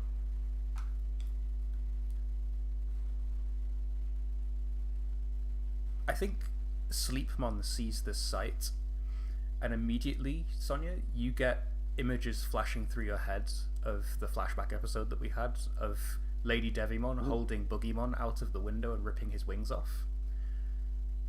As Lilithmon rips off one of Mermismon's wings and tosses him aside like she did before. And it wells up a whole ton of different feelings inside of Sleepmon. I would imagine so. I would like to grant you permission, if you would like to, and you think it would be story appropriate, to dark digivolve further into the ultimate form that we had last episode, if you would like to. Oh, yeah. You know, that makes pretty much sense because they were she was just talking about maybe accepting the monster. Maybe she was the evil one all along, and this shows up right at the moment where she's emotionally vulnerable.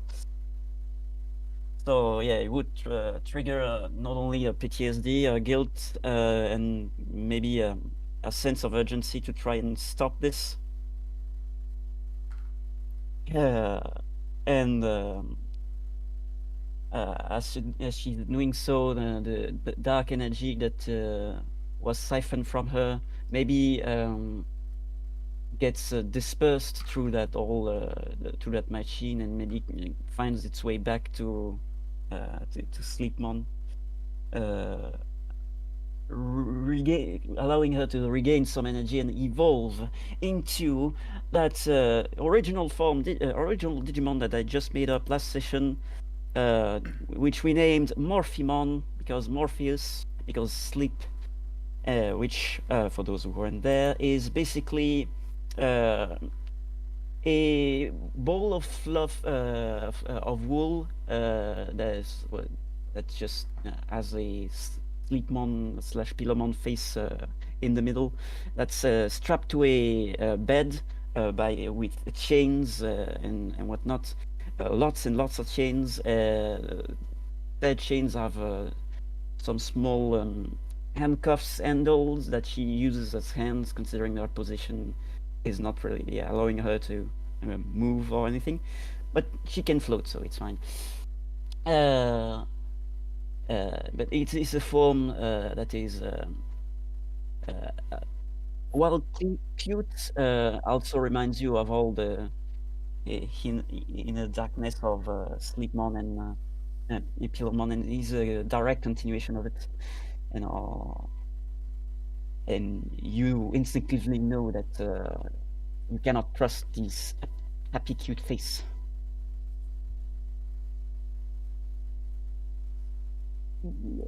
Yeah. Once she evolves, I would imagine she would hurry to Murmucusmon and go for his aid. But stop it! I forbid you! You've taken far enough from me. I won't allow you to take anything more.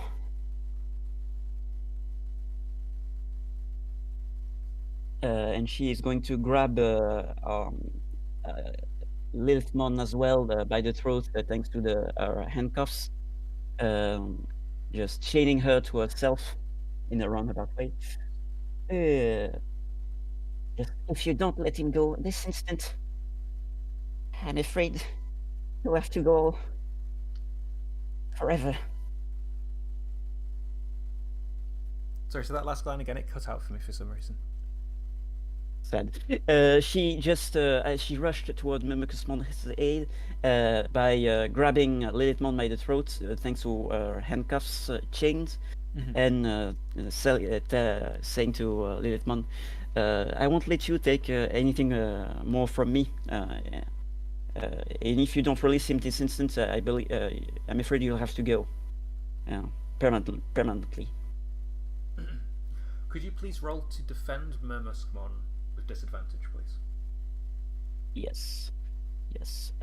Defend is savior, isn't it? Sorry. Unless I have a special move.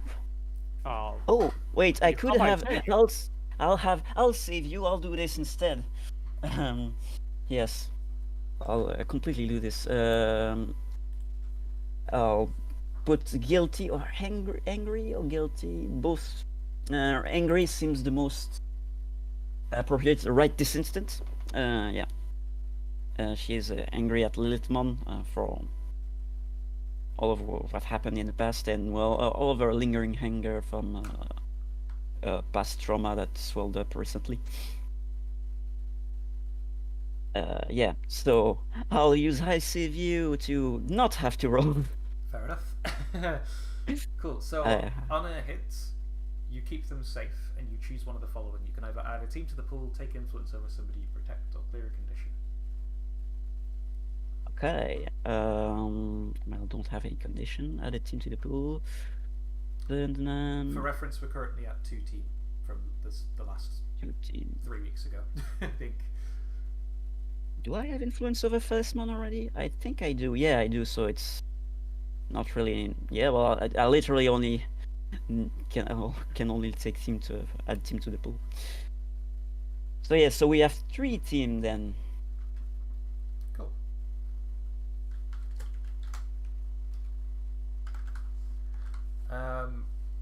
Yeah, so you keep Meliskmon safe. You manage to catch him as he falls and stop Lilithmon from moving for a shorter while. You chain her throat and her hands together.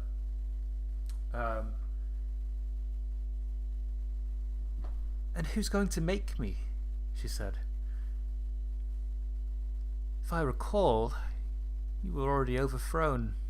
You don't have the power to stop me now, she says, and she just deftly, like really daintily, just moves her arms ever so slightly apart, and the shackles just bend and open. You can't stop me now. This is my legacy. He was too weak to carry it out. Too weak to look up to somebody stronger than him. But I am different. I intend to change this world. And you're not going to stop me. For you've already failed. I failed. Morphimon talks. But at least I tried. Where were you when the Vortex Warriors attacked? Where were you when the angels threatened to wipe out everyone? Where were you when gods decided to change the world along with their whims? Where were you when the world just disappeared? Oh, that's right. Stuck down here, acting as if you were so strong. So above it all. And yet, you yourself were always too weak to do anything on your own, if I recall. I did what I had to survive. You, on the other hand, ran headfirst into your own death. That's on your hands, not mine. And look at me now. Look at what I got from it. I am the powerful one now. They, she motions down towards beneath them, will follow me. And she clenches her fist tight. It glows a weird purple.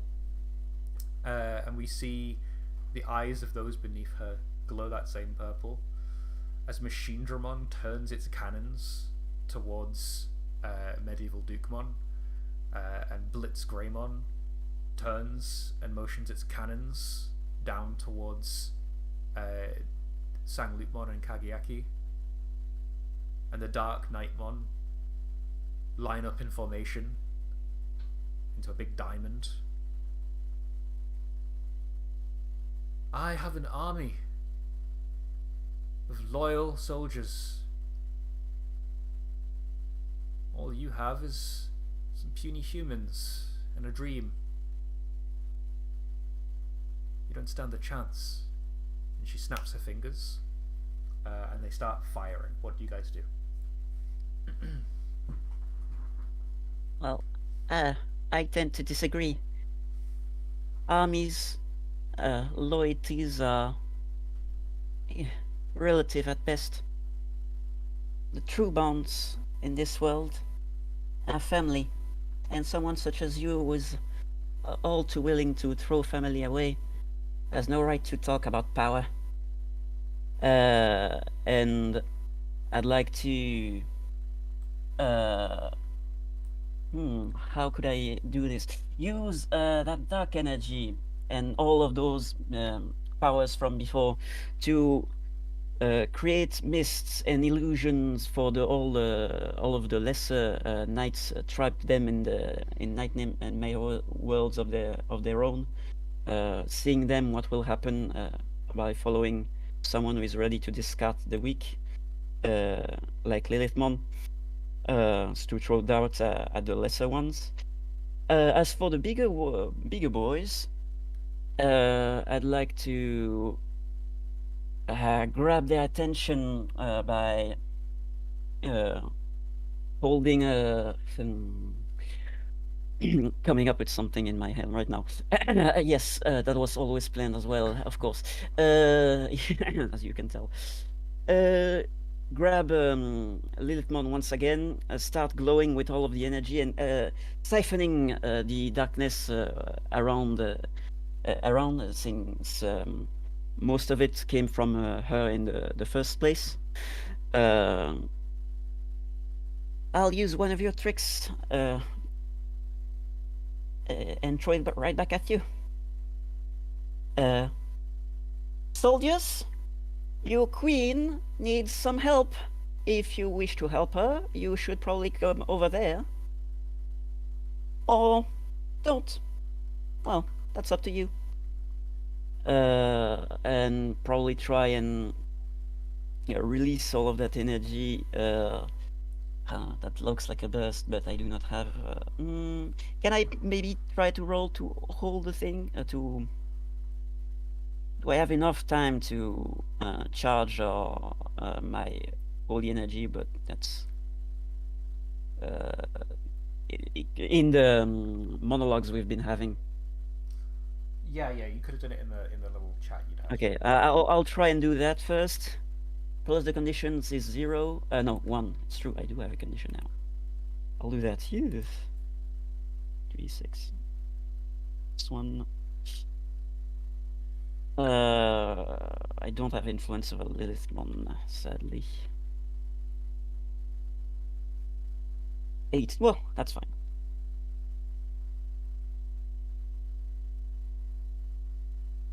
So I now have, if you hold, 979 is hold 2. No, on a hit, right? On a hit, hold 3 for the scene. Okay, so yeah, I will try and burst through the charge to burst Lilithmon. I don't know if I will explode right away, but at least start the charge so that people know what's going to happen and that they will be forced to just change their plan of attack or lose their queen. Well, as far as they know. So I'm really confused now. Are you trying to provoke, or are you trying to attack Lilithmon? Like, are you trying to provoke her followers, or are you trying to attack her? Well, it's kind of both at once, but the attack towards Lilithmon will happen afterwards. You know, they just for now charging up the aura to try and see if the followers take the bait, and only then explode. But first, I want to see their reaction. Could you please roll to provoke them then first? Yes. Do I have anything that will provoke them? No. Still yourself? No. No. No. It is superior, isn't it? Provoke, yeah. Okay. Oh, wait. Conditions. Do they do things? No. Okay. Fine.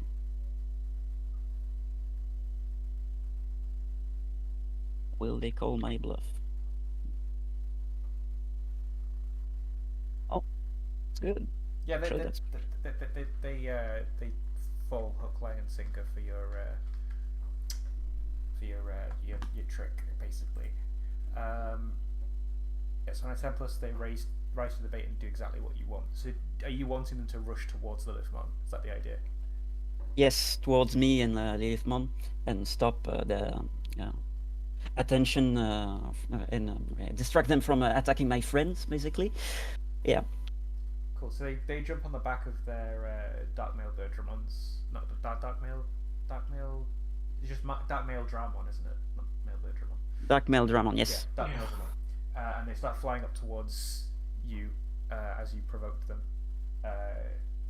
screaming something like "My queen!" as you charge with holy energy. I think there's maybe like a juxtaposition between how dark Morphemon is and how bright you're glowing, and it's like casting this big shadow over like Lilithmon. Very scenic. So yeah, while you have them charging towards you, I just want to quickly turn to Taisto and Kageyaki, who are now being targeted by mega level Digimon attacks. What do you do before Sonya doesn't hit the Lilithmon? I can't fucking do shit, so I just try to dodge. Cool. I think there's a Blitzgreymon is Blitzgreymon was going after Kageyaki, right? Yeah. So basically, we see like Mugendramon targeting Medieval Dukemon and Blitzgreymon coming after Kageyaki, and then just as Blitzgreymon is about to shoot with the plasma thing or plasma stake, I think was the name of its attack. There's this like flash of. It almost looks like this flickering heat from like flickering air from, you know how fire produces heat and then there's the air flickers, and then just Kageyaki is gone. And same was with Mugendramon. Like Mugendramon is about to shoot at Medieval Dukemon, and then Medieval Dukemon is just gone. And then a bit later, there's the Blitzgreymon shoots Kageyaki, and then it's just gone because I realized that we can turn invisible. We turn invisible, and we just get out of the way. Yeah. So I would like to protect Kageyaki, if that's okay. I got very confused then because someone put on absolutely epic music at that exact moment, and I thought you were going to do like a moment of truth or something, and I was like, "What?" That's not me. Feel free to roll defend. This is really cool music. I'm gonna turn this one on. Yeah. Dope! And one of the coolest moments of the game, too. Yeah. Aaron. Just barely, but yeah, you make it. Just got it. Yeah. Cool. So when you defend somebody and you get a hit, you keep them safe, and you can choose one of the following, but on a 7 to 8 costs you. You can either expose yourself to danger or escalate the situation in some way. Yeah, I'm gonna add team to the pool, and we are going to end up with a situation where actually, instead of them both making it out, it's Kageyaki gets like invisibled and hurried to safety, but in exchange, Medieval Dukemon has to take the brunt of the attacks from both of them. Cool. Take a powerful blow, I guess, then, if it follows the fiction. Yeah, I suppose that would be the thing. Good thing that I don't have any pluses for this one, and they aren't considerably more powerful either, so it's just flat 3d6. It's a 5. I'm fine. Cool. Describe how you weather the blow. No, I'm not fine. I got potential. Shit. Garbage. No. Yeah, map potential. No. Yes. The clock is ticking. Heresy. No, don't remind me. One step closer Okay. to the edge. Alright, so take a powerful blow. Blah, blah, blah, blah, blah. That's 79. On a miss, you stand strong. Yeah, alright. So, since Blitzgreymon and Mugendramon can't find any, like they've been sicked after us, but now there's only medieval Dukemon. I think, let me actually pull up a quick reference of.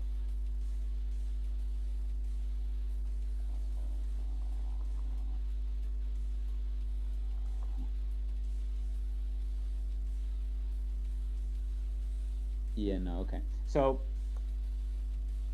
the red armored Blitz Greymon like levels his gun at medieval Dukemon, and this blue beam of energy plasma stake shoots out of it at medieval Dukemon, and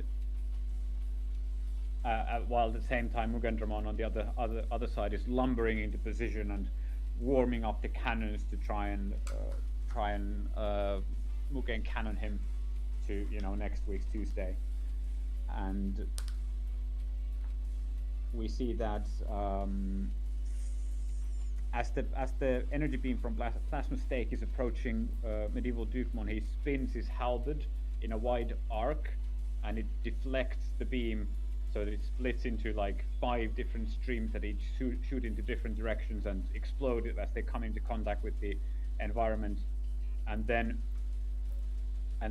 medieval Dukemon spins around just in time, and with his halberd raised high above his head as the much stronger, bigger, like yellow beam from the Mugen cannon is shooting it, and he slices down with the halberd and cuts the beam in 2, so that it forms this like V arc that streams from both sides of him, and they smash into the walls of the city or castle or whatever, and crumble them into rubble. Sounds cool. And then yeah, that's it.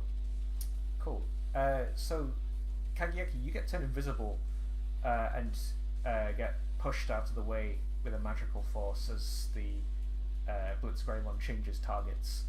As you do so, your visor whirs to life, and it picks up on something in the smoke and locks on to the machine that Mermismon had activated.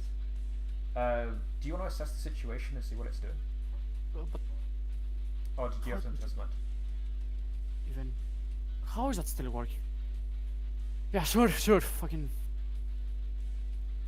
The situation, don't have a minus, it's a +2.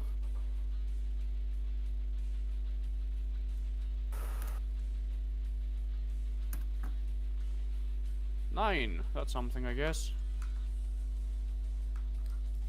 Cool. You get to ask me one question about the situation.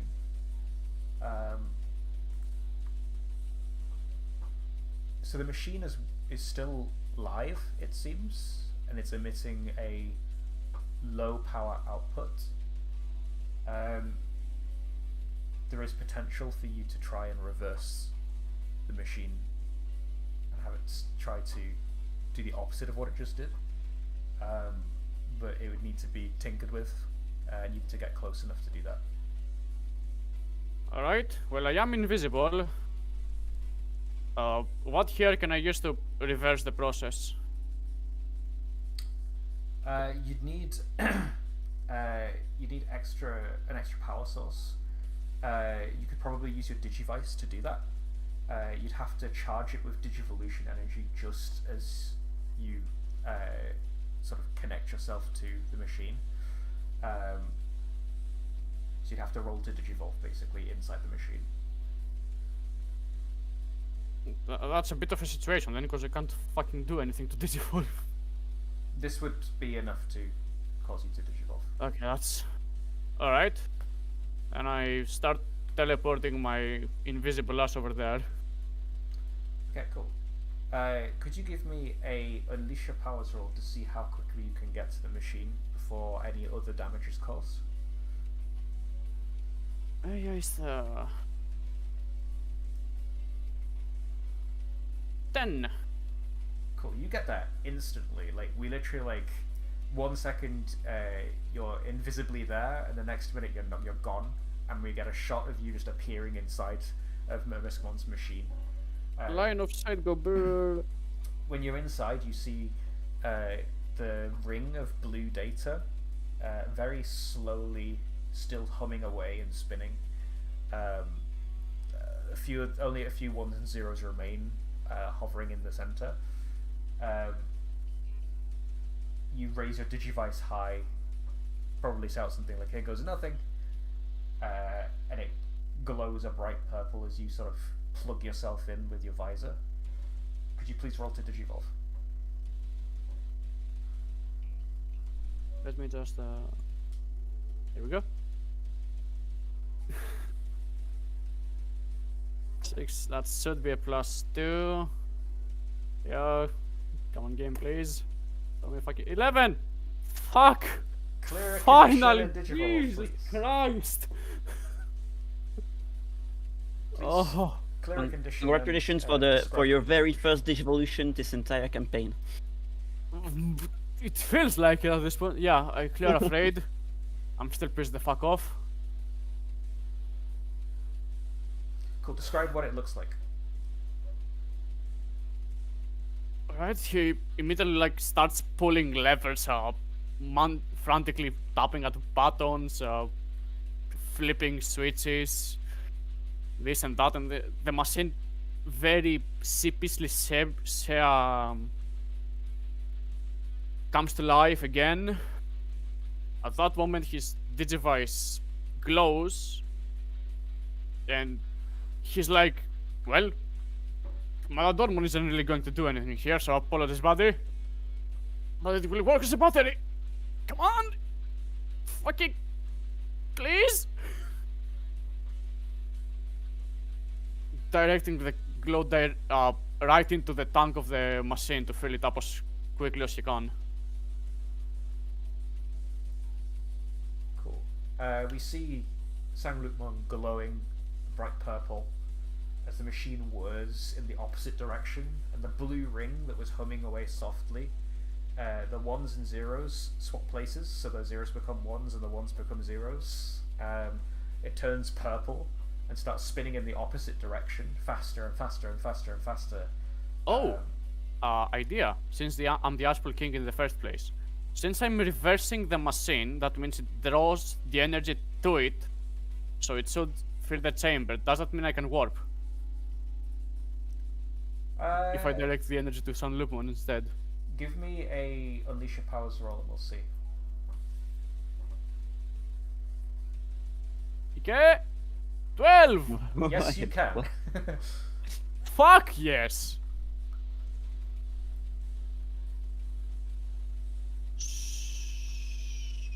Digital World doesn't care about physics. You literally have a move that says that.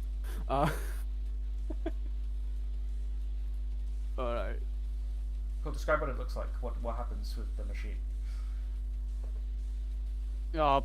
Os Sanglukmon feeds the machine with energy enough to beat it up. Kayaki gets a new idea. Since the machine has been shown to be able to get people to evolve with that energy,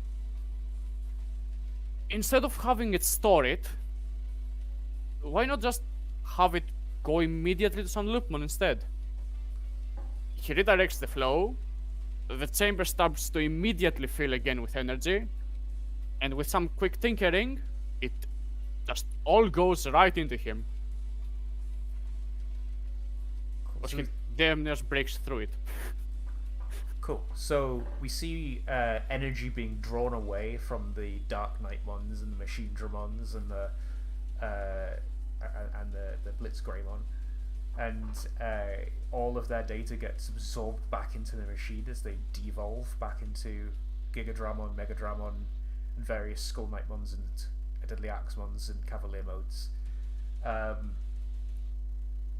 The energy pools inside the machine, and purple lightning sparks and hits Sanglukmon, who then warp digivolves directly into... Do you want Grand Drachmon or Doru Goromon? Let's go for Grand Drachmon again. One day we'll need the muscle and we'll go to him, I swear. So we see like the big smoke that happened when it was used on Fellarsmon, the same sort of thing. And Grand Drakmon steps out of the smoke, looking fiercer and strong, charged with energy. Sonia, you watch as you've like goated all of these Dark Nightmon to sort of swarm at you, and they all just immediately devolve into Skull Nightmons and Deadly Axemons. So they're sort of like double in force, but weaken significantly as they get close to you. What was your play after getting them close? Well, Oops. just hug them and say, "Hey, we're friends now." Yes, that's exactly, and they will agree, of course, and we'll end the fight. Yeah, no. Well, I was imagining I would probably test their resolve first. Yeah. Tell me, Knights of Lilithmon, you've seen her for who she was. Why do you follow? Why do you keep on following her? Are you content with just being pawns, just being tools to be thrown away at the first convenience? Because if so, I will grant you the end that you seek. But if you seek companionship or purpose or an exit or anything else, please say so before I blow all of you up. You still have the chance to get out of this alive. That is dark. I mean, it's not the first time at this point. It's par for the course. Speak now or I will blow you up. That is very Digidustin-like. We are in a dark evolution moment. True. Yeah. Would you maybe like to digivolve to Mega at this point? Wait, no. Well, if you are... I mean, if you allow me, for sure, yes. Do you wanna roll for it? Okay, sure. I mean, if I roll to Mega, like, still in a dark evolution, right? Because Yeah, that would be kind of... You can stay in a dark evolution. You probably hit Okay. Golf at this point. Yeah, Dragon I Wood guess so. one. Evolution, it's plus conditions, right? Not only plus one. I don't have anything else. Yeah.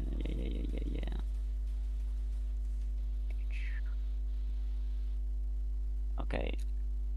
Yeah, I probably won't make it, though. Who knows?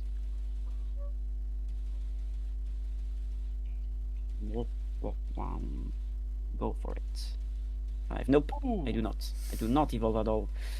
Does that count as a potential? Yeah, you get potential. Okay, so maybe I'll do this a bit later, but I will level up. Yeah, I'll deal with this after the fight because that's a bit much to do right now. So I think what happens is your Digivice glows dark as the crest of darkness appears. And you see Morphemon try to digivolve. You see the shape change to Golfmon. The dark, shadowy mass that you're familiar with is there. But then you see a struggling confliction. You see lovely Andromon just on the inside of Golfmon. Their souls clashing with each other, unable to synchronize properly. And then he devolves back into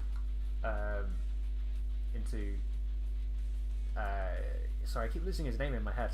I keep thinking like Mephistomon, but it's not Mephistomon. It's Morphemon. Morphemon, yes. He digivolves back into Morphemon, and you hear a whisper.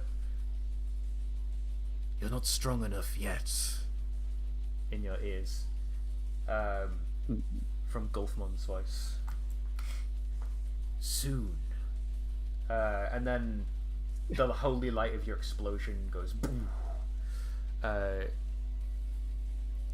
Could you please roll to directly engage a threat with unique? I think it was when you used Unique, burst? yes. +3. Do we have anything? Comfort, see through. No, that's Direct fine. engage unique. Is that the Because of the move, Holy Power. right? So +3. Let's go. Let's blast the bitch. Bull, bull, bull. It would be with disadvantage, by This- the way, because of the level disparity. But yeah. Dang it.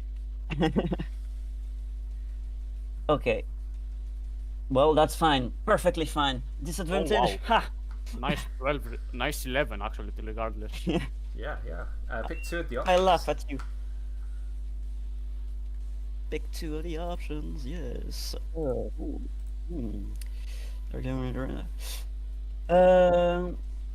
I will take something from them. Well, realistically, what would that be?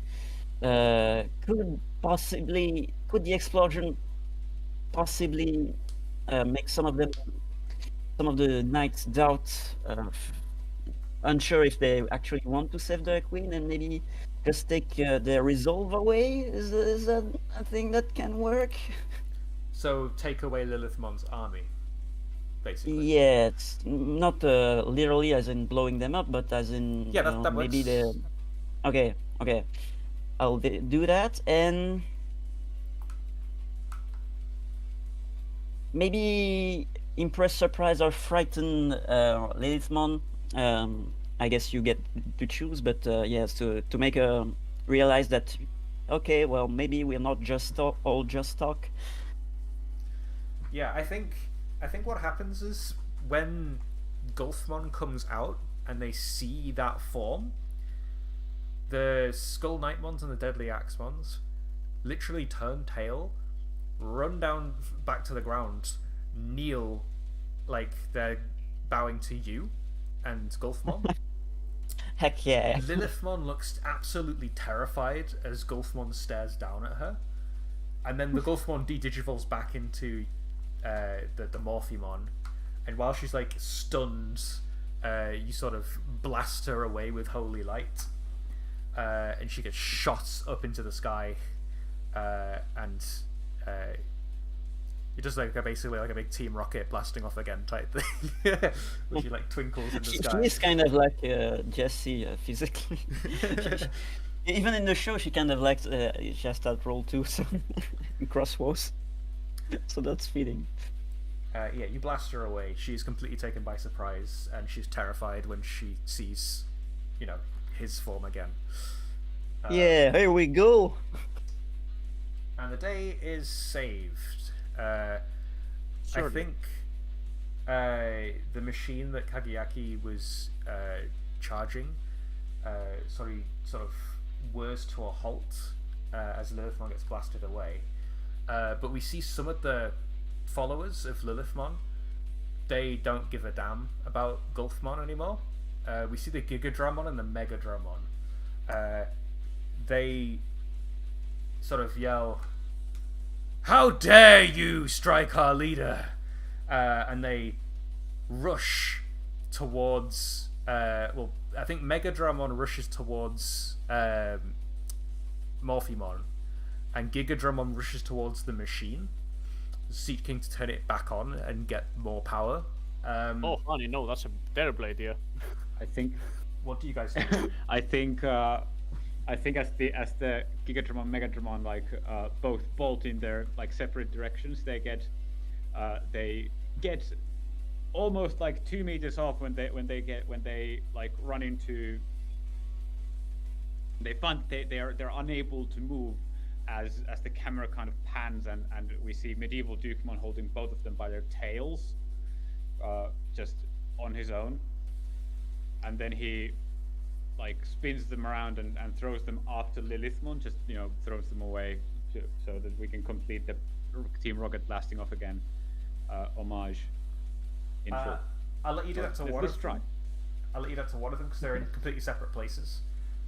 No, but they were both attacking medieval Dukemon before, right? Yeah, but So from, they from were a both- distance, both of them With from a pew pew. distance in different directions. And then because it's anime. So could you please roll to unleash your powers, unless you have overwhelm a vulnerable foe? Yeah, you do.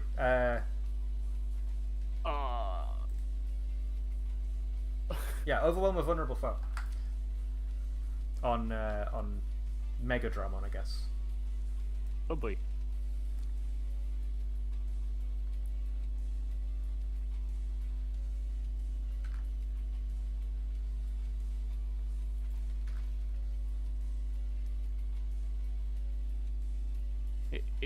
If, and I do say if, I use a team to make it into a 10 or more, can we just deal with both of them? Okay, yeah. Alright, please roll well, Taisto. Taisto? You cut off and then stop talking. You worry me. I think he might have disconnected, potentially. worries me. No. That or his microphone just stopped working. Would that be worse actually? Because if he doesn't have another microphone, it might be bad. Okay, today was an experience for me. Oh god, that start.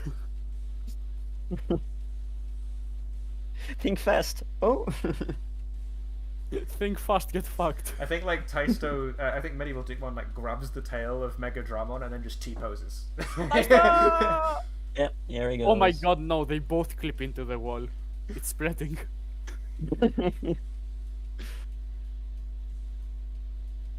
When he finally reconnects, he will continue T-posing, spinning around and flinging him into the distance. That's what you do to intimidate your enemies. If he doesn't come back soon, though, I will roll his roll for him, so we can progress. Yeah. Don't worry, Oh. she'll be here. Or something. I think that's what they'd say in an anime. But If anybody has technical that's- difficulties on their bingo card, please cross it out. I still haven't remade mine. I really should make a new base one.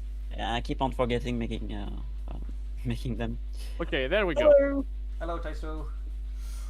You cut off somewhere mid-sentence. You're still not back. Honore. Oh man. Can I mark technical difficulties twice? Can I just overwrite different block? Hello. Yeah, we can hear you. yes. Woo. I'm back. Sorry about that. My Discord decided I'm on my phone for a second as I boot up my laptop again. But yeah. Yeah. So Would you like me to roll on your behalf, or are you able to roll, Taisto? Because we were doing overwhelm a vulnerable foe. If you get a 10, you get to take both of them. All right. So overwhelming a vulnerable foe. That sounds cool. So sorry that for that. So what is happening?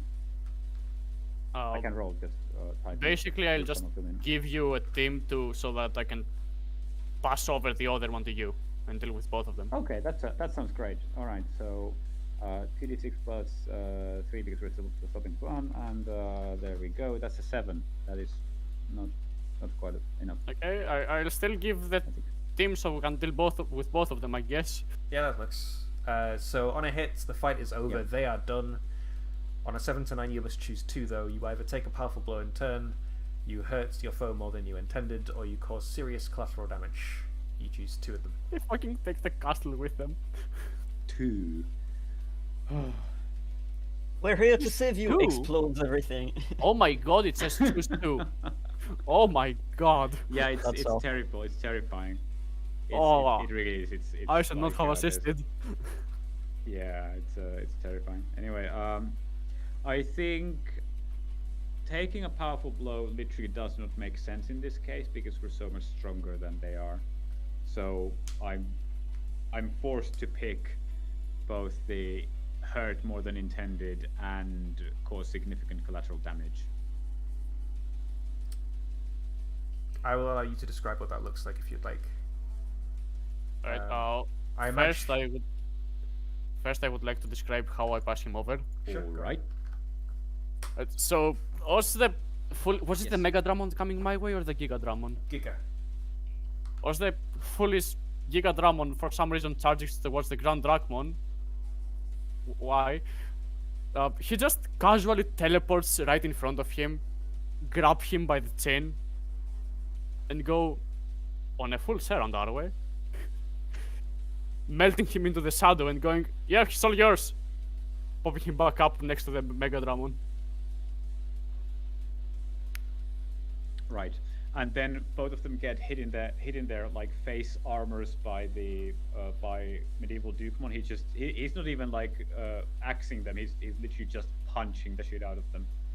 And we can see that they're like the helmets that they wear get like cracked from the impact of his fists.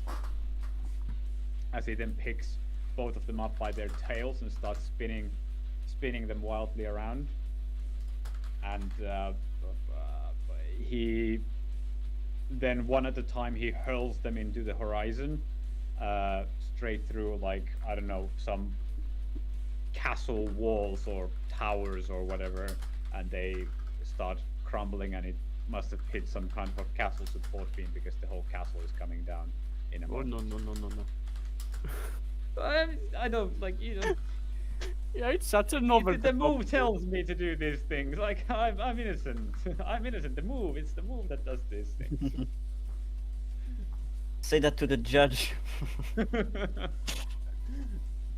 Okay, but in fairness, the people in the Batman definitely survived falling like 5 fucking stories on their neck after getting banged to death by a metal bat.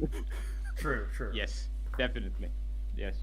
Yeah. So, yeah, you overwhelm the crap out of them, hurt them way more than you intended to. I think you strike the ever-loving fear of God into them before flinging them into the distance away with Lilithmon. I think, like, to the point that you maybe cripple one of them in a way that it won't be able to recover. Oh. So like maybe like you break off one of its arm cannons or smash its face in or something, so in a way that it'll never recover from, and then you fling it away. I think maybe Medieval Digimon forgot to hold back because they turned into Mega level Digimon, and he like went, right, now I'm fighting a Mega level Digimon, and then he just didn't change his mindset or something, so he just didn't hold back his punches at all. I don't know.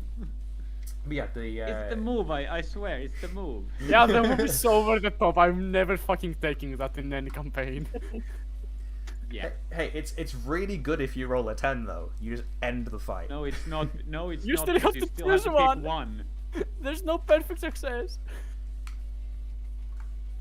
Like compared to if you compare this one to stand up for something just like immediately de-escalates anything you want to do, and there is no downside to it. There's literally no downside to using stand up for something, whereas Overwhelm a Vulnerable Foe always comes with a crippling downside, and unless you get a 10 plus, you get 2 crippling downsides. So it's terrible. It's a terrible move. Yeah, Will Your Power is also amazing, though it's far more Will limiting. Your Powers is almost amazing. Like all the other ones are really, really good because they always do exactly what you want them to do with no downside ever. But Overwhelm a Vulnerable Foe comes with either 1 crippling downside or 2 crippling downsides. It's not even just like downside; they're crippling downsides. They're really, really bad.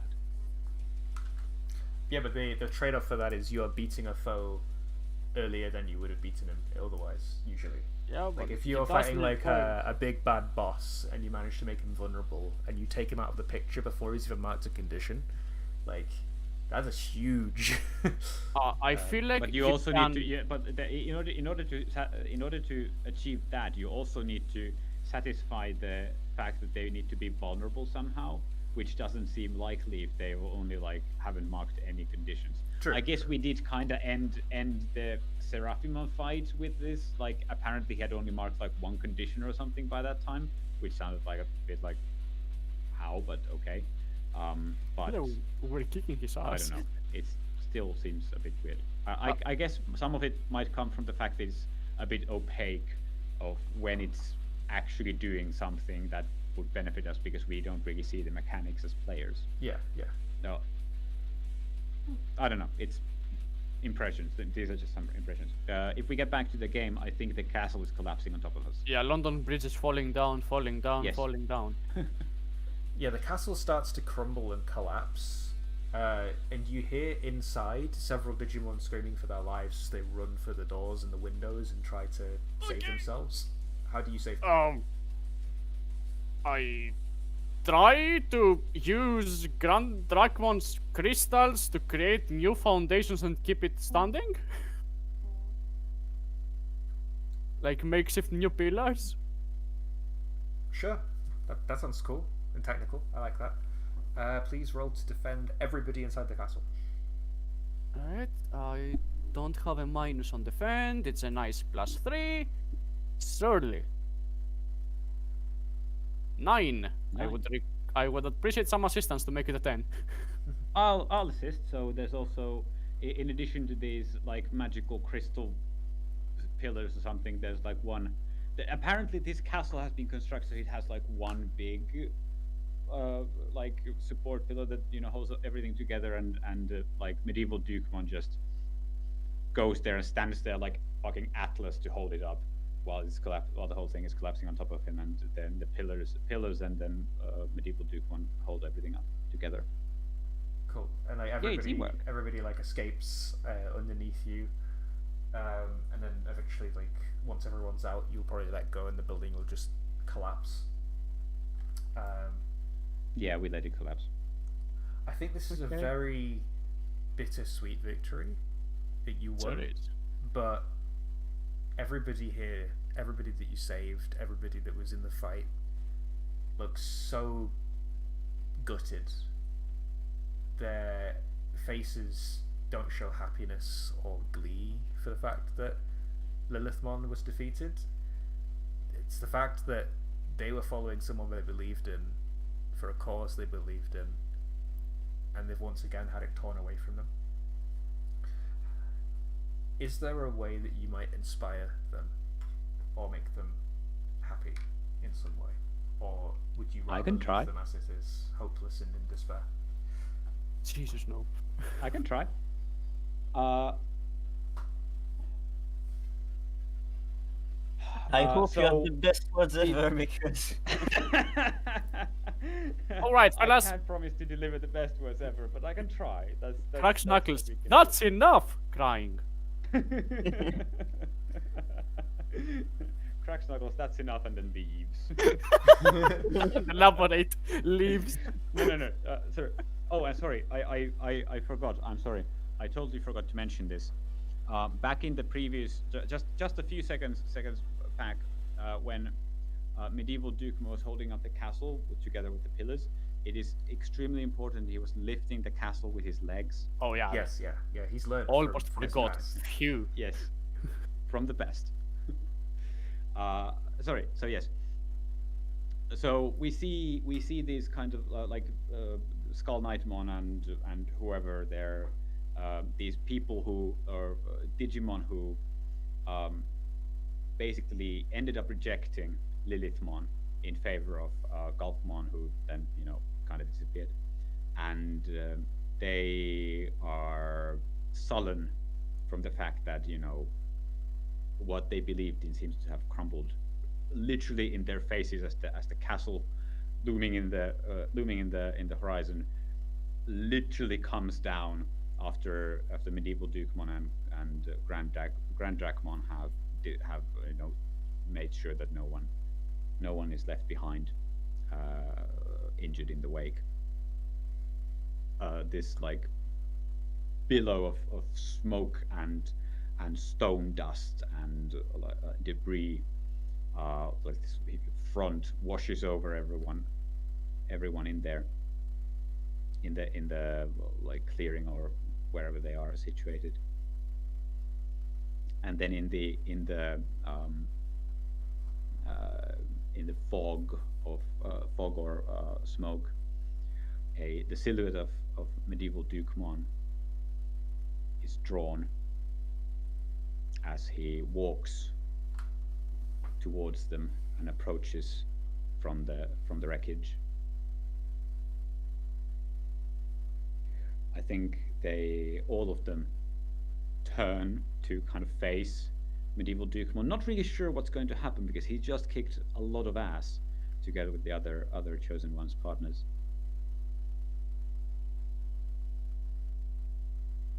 And eventually, like they all kind of hold their breath.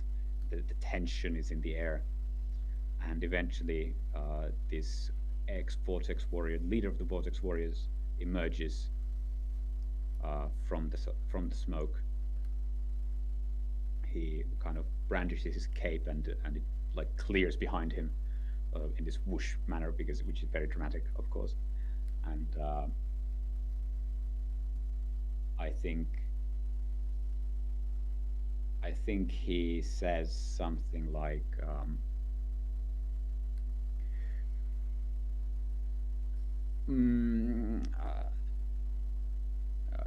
Today was a day of defeat for us and for you. We did not come here in order to leave destruction and misery in our wake.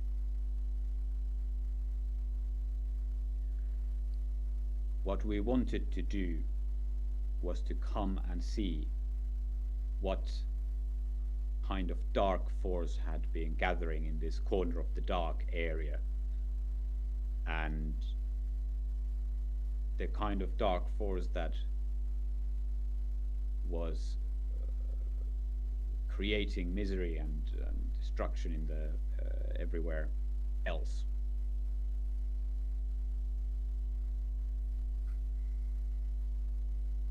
We, as the Chosen Ones, have been fighting tirelessly in your favor in order to make sure that you would not have to face this kind of, lead this kind of lead this kind of system.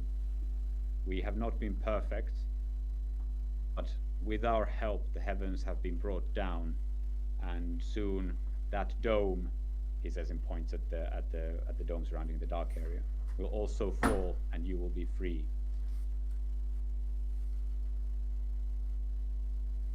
I understand that the lure of the old ways that you have been following all this time, the might makes right, where the strongest rise to the top and the weak are crushed under heel, where those with little go starving and powerless. I understand that the lure of this familiarity must have been strong. You were inspired by Gulfmon and now by Felesmon in order to take the fight into your own hands. And that is admirable. But it must not come at the cost of those around you, those who bear no fault in your own suffering, the others of the dark area, those you have harmed by going around in these bands of thieves and muggers, these bands that attracted our attention. I wish I had some kind of magical words that would bring back the Gulfman you knew and inspired you, but I do not. Instead, what I can do is I can finally give your destiny into your own hands. That dome will fall, and after that, you are free to range around the digital world as you see fit. But you must all ask yourselves, Do I want the others, those who have been living outside, to cower in fear, to reach for their weapons, to fall into an attack stance as soon as they see you? Or do you want them to reach a hand of friendship, one of greeting and safety for you? Because that is the kind of power that you have. You have the power to choose how others see you.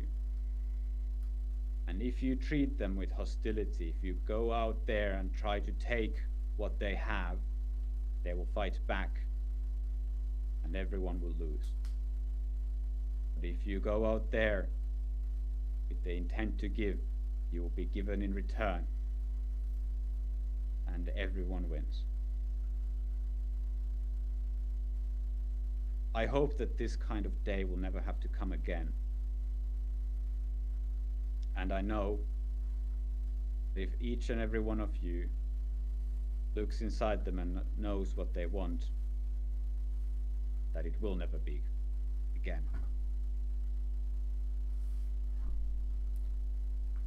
Yeah, that was actually kind of bit like less inspiring than it was supposed to. I thought that I might be able to turn it into an inspiring one, but it just came out grim. I guess medieval Digimon is not as good as holding speeches as Taisto is. And I think it is fitting to be grim, frankly. I think we see like Murmur Yeah. Sigmon raise a hand. He's currently being held in the shackles of Morphimon. You, Sure. Digidestined. You are all truly strong.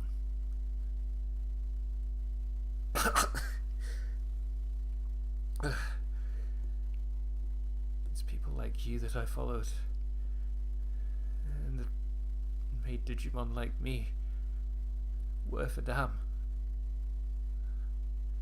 His entire personality seems to have shifted since Lilithmon's left his body. Morphimon, I never thought I'd see your face again. I missed you, you know, when you were gone. I was left in the dark, alone. And she took me. I've been fighting back. But you saved me again. All of you. All of you are truly strong.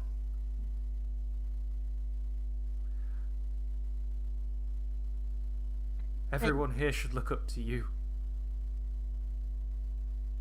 Should lead by your example. Please don't. Please don't.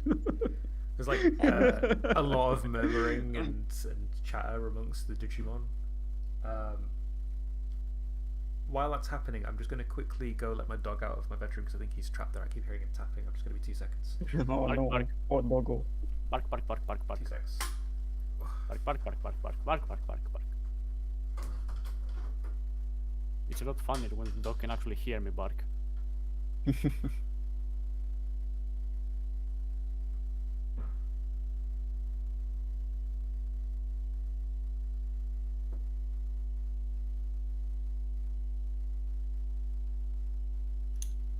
Okay, so that went great.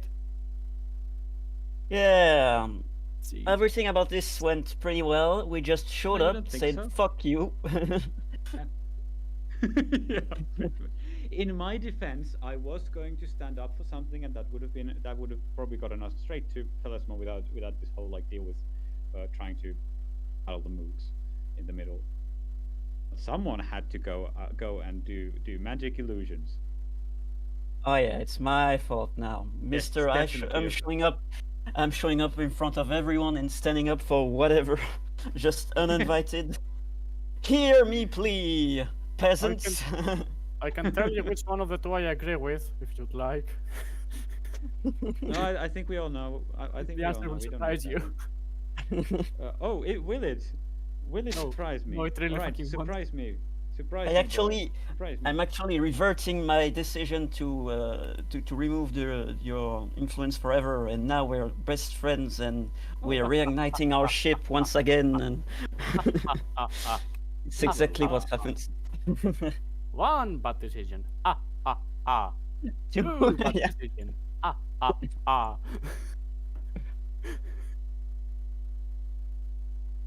Oh, fuck's sake.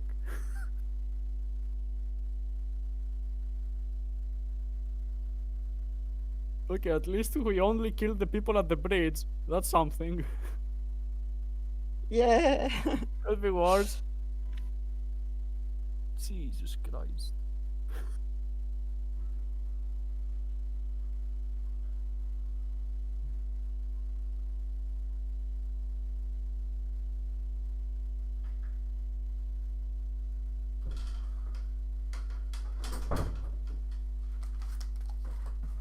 That was a door. Sorry about that. Hi, door. I'm back. Hi. Welcome back. Yeah, he's trying to get out, so I had to take it back to my wife. Basically, he decided to have a nap underneath our bed, and we hadn't realised, and we just shut him in the bedroom. All right. Cool. So yeah, everyone's murmuring and talking amongst themselves about what just happened, about Mermis Kamon's words. He doesn't seem so good, Sonia. His wing's been ripped off, and you can see data leaking out from where his wing got ripped off. Could Morphimon spend their evolution energy that she gained recently to tend to Talisman's wounds slightly, at least? You know, it's not full-on healing, but maybe make him more stable at the very least. Of course, yeah. You don't even need to roll for that. Just... Okay, and as she does, she's going to just respond to him. I missed you too. Well, to be exact, I forgot I missed you.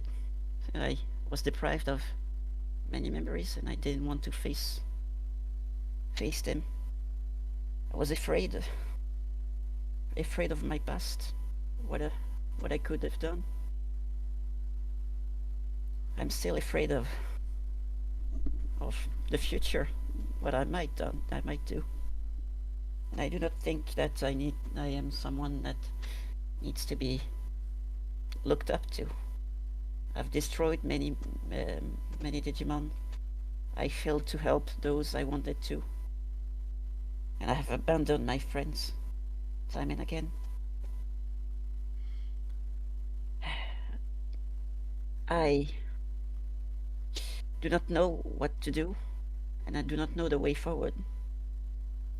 All that I do know is that I want this violence to stop once and for all. I'm sorry we came in here and we made a mess, and we shocked your lives forever, and we did some things we can never take back. You're free to resent us. You're free to go on your own way. Of course, if you do want, well, we can offer assistance and friendship as much as we can, if that's any consolation.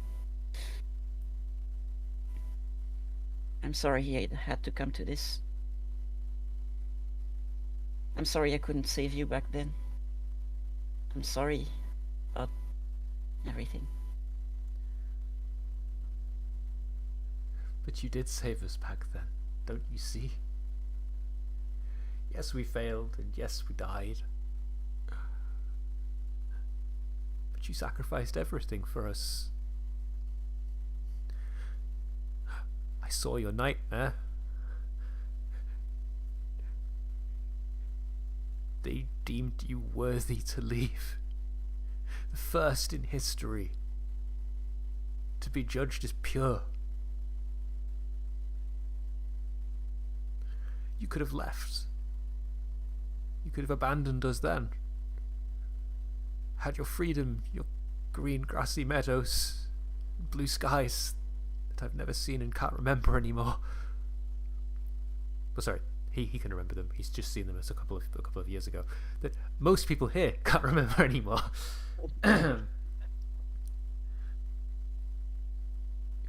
But you didn't. You stood by us. Yes, you lied to us and told us that you weren't worthy either, but you did it for our sake. You sacrificed so much to help your friends. I know you're not the same as Golfmon. You're a different Digimon now, but I don't think you should fear him. Embrace him, okay?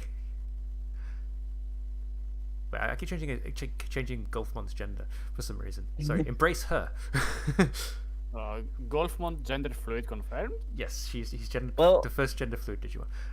Mephismon does turn out more feminine in the X form, so considering Golfmon is its evolution, it's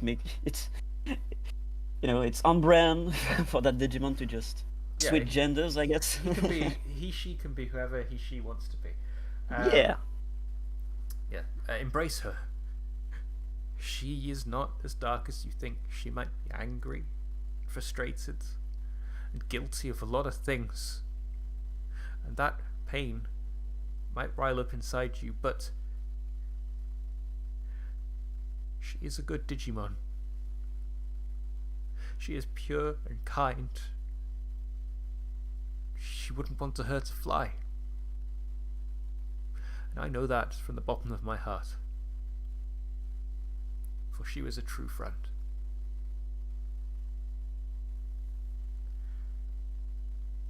Thank you. I did see parts of my memories, and even if they feel like they belong to someone else, well, maybe you're right. Maybe I have to agree on this. I'll try and talk to her sometime and see. Maybe we can be friends too. I'm sorry to all of you knights.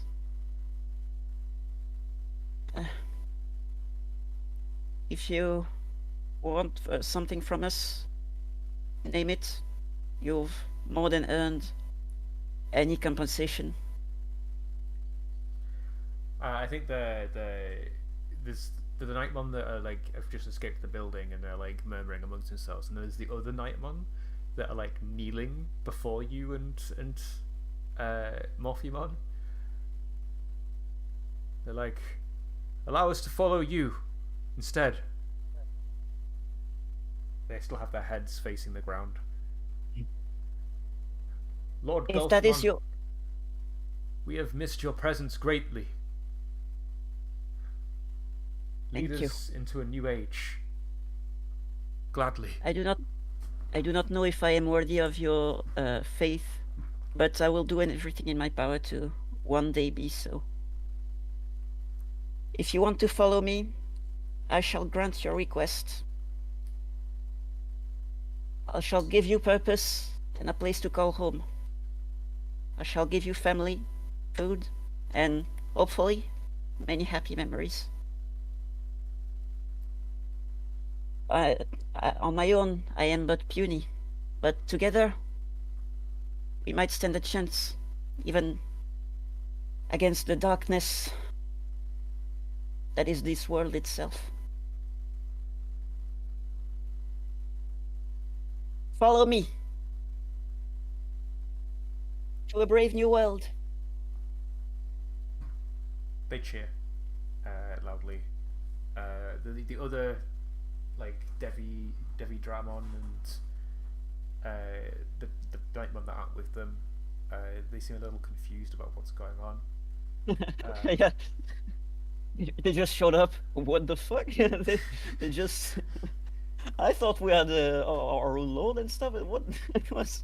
Yeah, exactly. They're like, what's going on? I don't understand. And I think there's a bit of a panic going on in the actual city itself still, but for the most part, you've sort of rallied them beneath you to follow in. Well, they're going to follow Morphemon, but I'm assuming Yeah. Morphemon will be an exemplary Digidestined, obviously. No more dark bouts or anything. Cool. Alright. Is there anything else you'd like to do here before we move on? I would, in this scene. First of all, Kagayaki in the background is going to go over to the bridge and start making some makeshift graves for the people we killed. She's not really sure how many died, and she's not sure if he should ask either. So he's just going to make a few. I'd like Grand Drachmon to go up and talk to Morphemon and Murimuxmon, though. Of course, yeah. So he like casually steps on air to get there. First turning to Morphismon and is Sonia on Morphismon? Sure, yeah. I didn't have any plan to where where she stood, so yeah. Let's say she's on top of Morphemon. How are you two holding up? Well, I'd be lying if I said I wasn't shaken up by all that happened, but honestly, that's, well, just another day in this world at this point. I'm doing better than you might think, though. I'm more calm than I was a couple of weeks ago. If you speak the truth of that, I do. then I am genuinely impressed by your strength of spirit.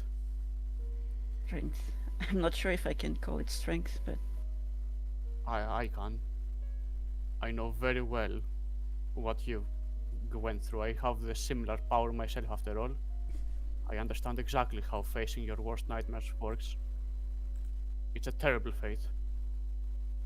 You did not deserve it. thank you. Thank you. I'm glad you were there to be my friend as well.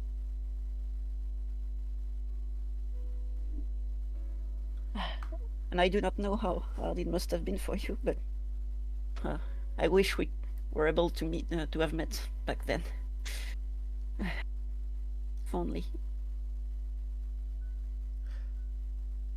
Morphemon, if it means anything, then even at the end of your line, you were a much better Digimon than I. After all, you actually had some light in you, was evidenced just now. Mine was snuffed long before that point.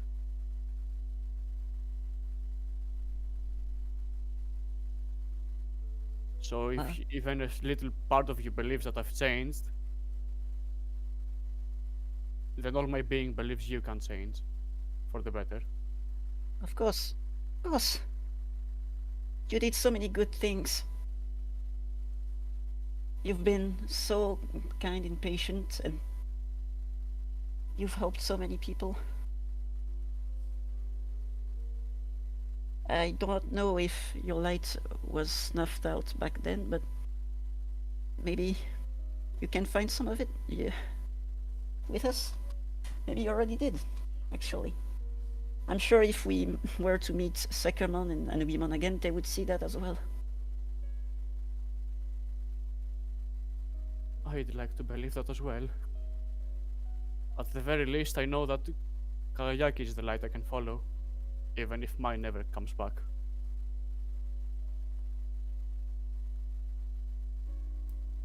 I will spend the rest of my days making up for my past mistakes. So will I. So will I. And we'll be here for each other, right?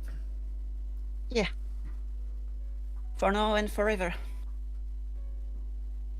if I ever slip, you better pick me back up.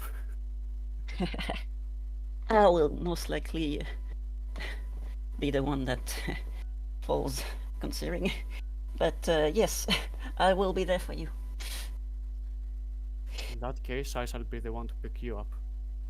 Alongside Sonia, of course. Yes, obviously. Thank you. Thank you. Thank you all. Thank you, Sonia, for being there too. Thank you, Kagayaki, for being there. For Dorumon. Kayaki, meanwhile, is just piling up branches, making crosses. God make them.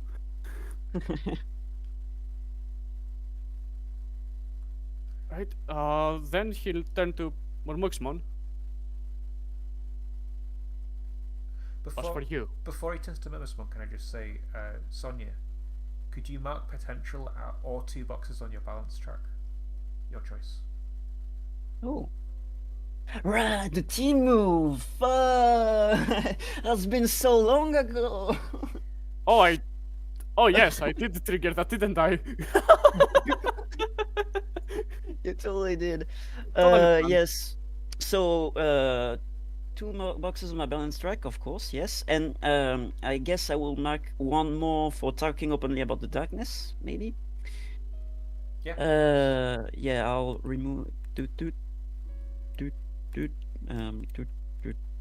Yeah, that's fine. And yeah, I have full potential, so I will take a move. I do not have any idea what to take, but since I now have an army of followers follow with me, I probably should take something from the Sincerity playbook. Voice of the people. That's not going to be very useful since my superior is dog shit, but that's that's fitting to what we have now, I guess. Or a superior instead of reckless. No, that's bad. Voice of the people, take it from me. No, that's bad. Time for my show. No. Follow the whim. Follow with the whim as well, I guess. You could just take Entourage from the Sincerity playbook if you'd like. Really? That would count as a move? Yeah, if you want to. Ooh. You know what? Sure. But choose 2 advantages on... Oh, okay. Yeah. Okay, I'll do that. I'll write all of this up, and you can keep going while I'm writing this in my playbook. Cool. Boop, boop, boop. That sounds good. Sorry, Kageki, I interrupted Grand Dracomon talking to Momus. How dare you? I apologize. God wanted a word.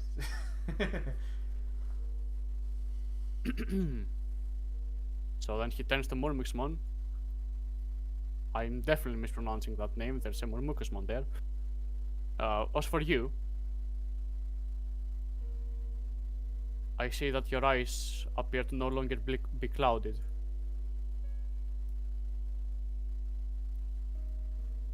Is that correct? They weren't mine to begin with. I see. In that case, and if your old friend believes so as well, we are going to need as many people as we can get to make sure that the Dark Zone is ready for when the dawn breaks and they can go out. That they are prepared to coexist peacefully.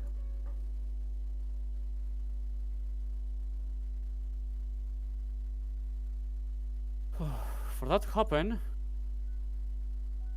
you first of all need to pick your people back up, and then you need to start sending messengers over to the other factions of this area. Vamdemon, of course, will agree to helping each other out. If you can use your technology that seems to turn the ground fertile and combine it with the makeshift greenhouses, that should help out a ton. Are there other people who you believe would be willing to go along with this? believe there is.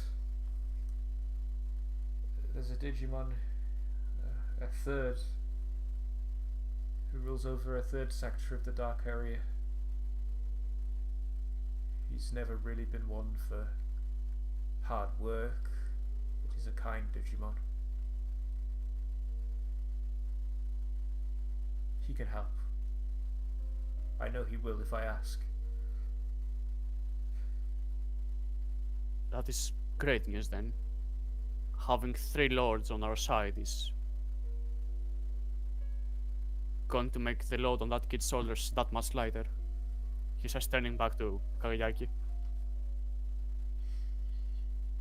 I'm sorry for placing such a burden upon you. I wasn't in my right mind. Ever since I touched that stone, she was in there. My sister is twisted. Not in her right mind. She doesn't understand that might doesn't mean right. If you can, I'd like you to save her, but I understand if you can't. He says. Knowing them, they're foolish enough to try regardless. I wouldn't call it foolish. Grand Drachmon, it's wise to spare people and help them. I'm sure you've grown to learn that. I still find it hard to come to terms with sparing absolutely everyone. There is one specific person whom I will never forgive, for example.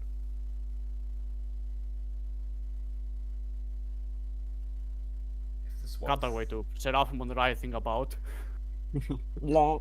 Oh, I thought you meant No. I thought you meant Diablo more.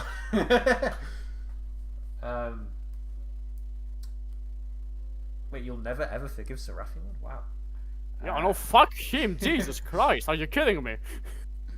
I think That was in full control of his actions. Vermuskwan says, if there's one thing that I've learned serving under Golfmon and from my life outside the walls of the green meadows and the bright blue skies, what I've learned is revenge. Revenge is never the way. Holding a grudge and holding anger towards others will only lead to resentment. So if there is one person out there who you cannot forgive, it is them who you must save the most, he says. Damn to be me, I already have. Then you are a much greater man. Mon? A much greater Mon than those that came before. If you don't see yourself as redeemed for whatever heinous thing you've done in your past, I want you to know that you are wise and strong, and you have grown since then. If you can find a way to save the one person you can never forgive, well then, you are worthy of the name Digidestined. Now, he says as he clambers up, right, grasping his wing wound. I will contact Segomon, see if he will help. Oh, and Morphimon, I sense someone waiting for you outside the dark area. An old friend. He'll be delighted to see you.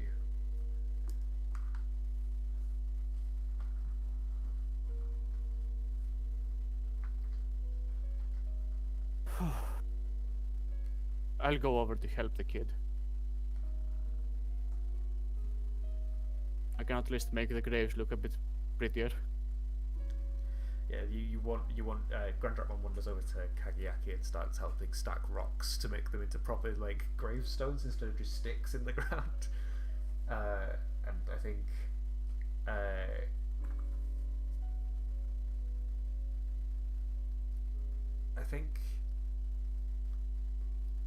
if I speak on behalf of Grand Drakmon now, he'd maybe sit beside Kagiaki. You hanging in there? I know how much of a burden it is to carry those who we've taken the lives of. This isn't the outcome we wanted, is it? No, it's really not. I wish they'd just talk to us in the first place. But I can't really blame any of the denizens for not being on friendly terms. No, can I?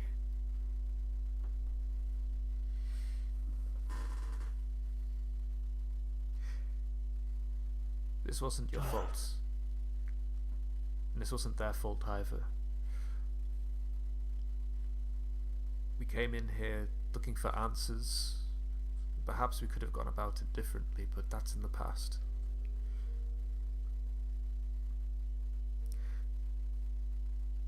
I wish I could believe you.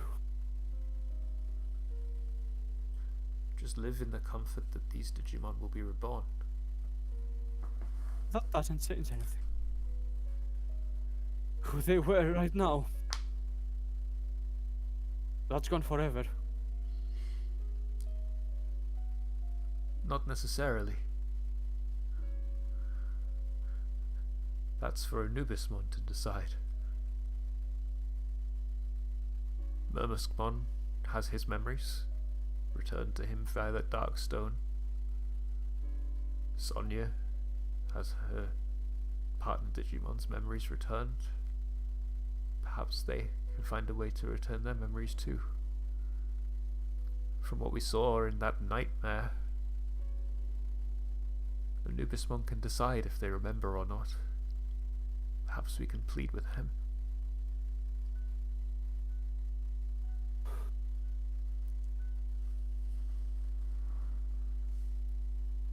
Perhaps we can't.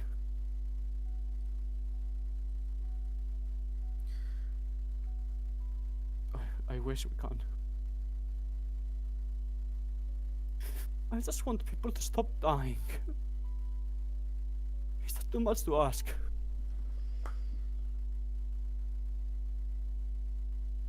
I think he looks down at his feet.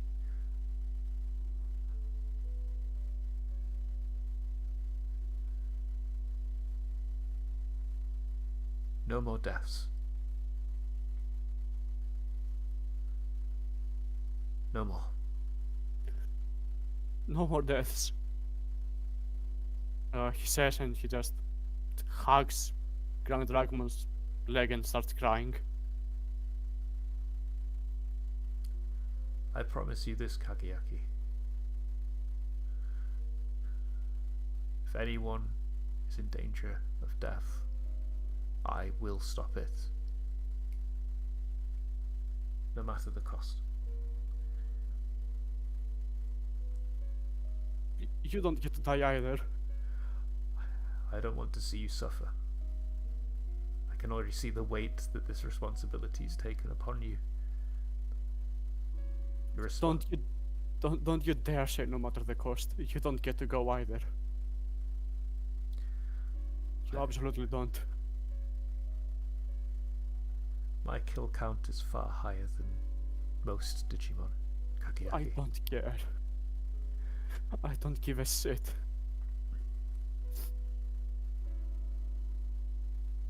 You deserve a happy ever after as much as everyone else, if not more.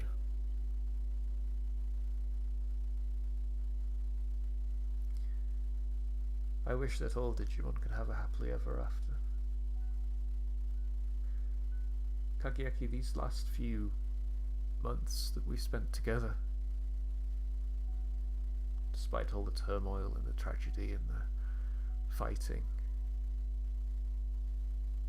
They've been the best months of my life. I cherish every memory I have with you.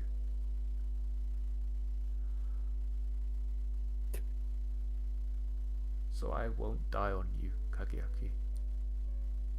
You Believe better me fuck when I not. say we will save this world together, and we will stop any more from dying unnecessarily. And I think he like sits with you. I think maybe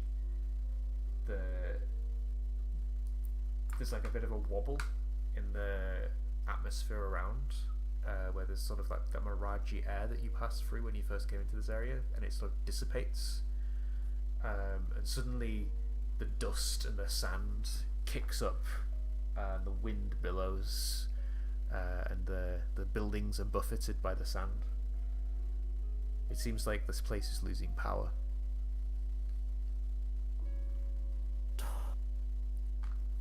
Fuck.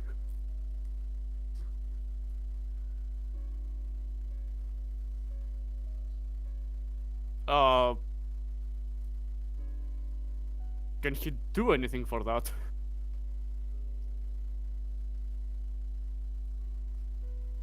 You could find them a new power source or link them up with Vandemon's castle. Somehow make a large grid network of some kind, but it'd take time.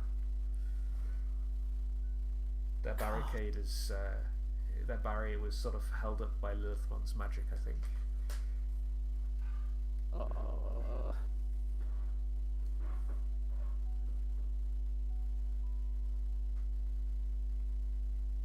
He like fucking stand up, going no rest for the wicked, I guess. Wipes his eyes. Goes over to Murmukismon to start discussing how they going to put the barrier back up. So we have a bit of a montage of you guys discussing things, trying to set up a relief network and get a barrier back up. We see you on the phone to the Sorcerymon brothers to see if there's anything magical you can do for them in the meantime. And after a while of setting things up and bringing them relief from Vandemon, it's time to exit the dark area once more. I think what we said we were going to do next was head to Digimon and see why the barrier hasn't come down. Yeah. Yeah? Yeah. What the fuck, man? So I think we'll have a scene of you guys exiting the dark area. You take a step out and the fresh air hits you. The clean air, the bright blue skies blind you. The peaceful Biomon flying through the air. It's extremely peaceful out here compared to what was happening in there. But you can't get that sort of bittersweet feeling out of your chests. And as you step out, you see a Digimon crouched down on one knee, waiting.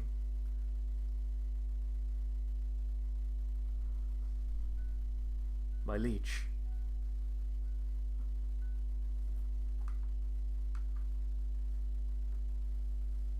Oh, is that what I think it is?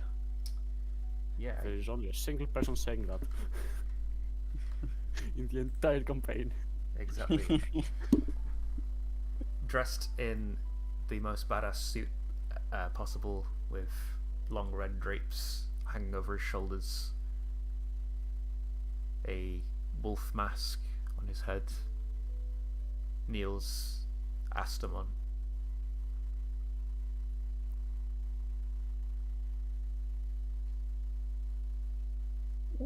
And I think we'll cut there. Hype, the boy is back home. I have no idea what's going on, JP. I do. Uh, And it's JP. great. Just Finally, been a introduced in W. the flashback. I know. Yeah, I know. It was like we go like 3 weeks ago, sorry.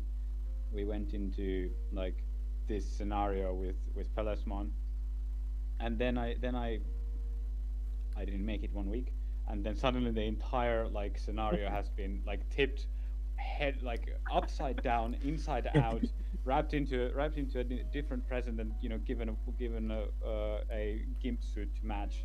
And I'm like, what the fuck did we go? Like, the fuck happened here? Who the fuck is Astamon? Who That's the what fuck are happened these- when you Who the don't fuck make is it. everyone? Never leaves. Never leave this session. Let that be a lesson to you and all of you watching. We know where you live. Oh, you No, won't. we- No, you don't. I hope you don't. I hope I don't hate that, frankly. That'd be weird. Good. Cool. Ah, Let's do the end of session stuff then. yeah.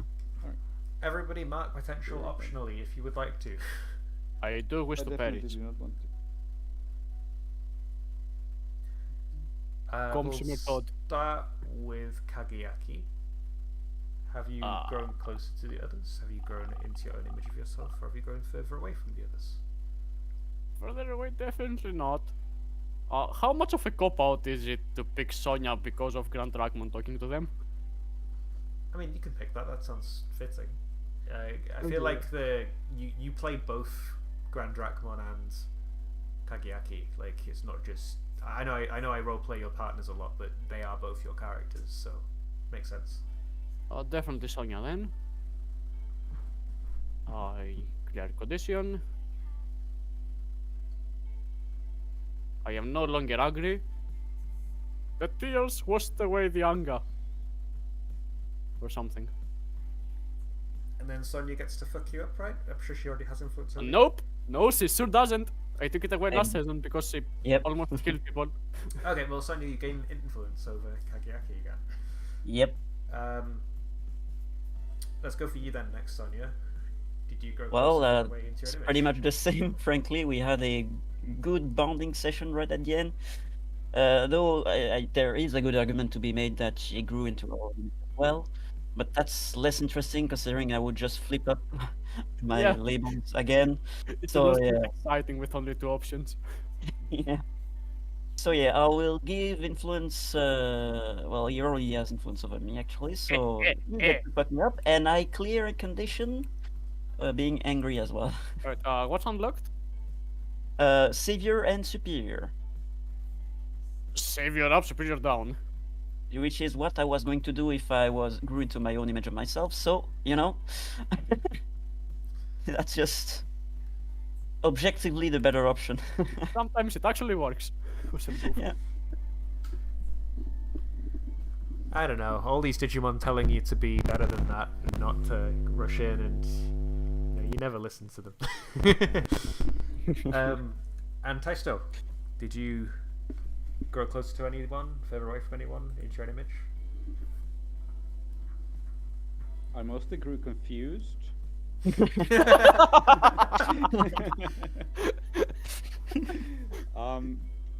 I think I'm gonna actually say that I think Daisto grew a bit closer to Gagayaki just because we did a lot of teamwork in the episode.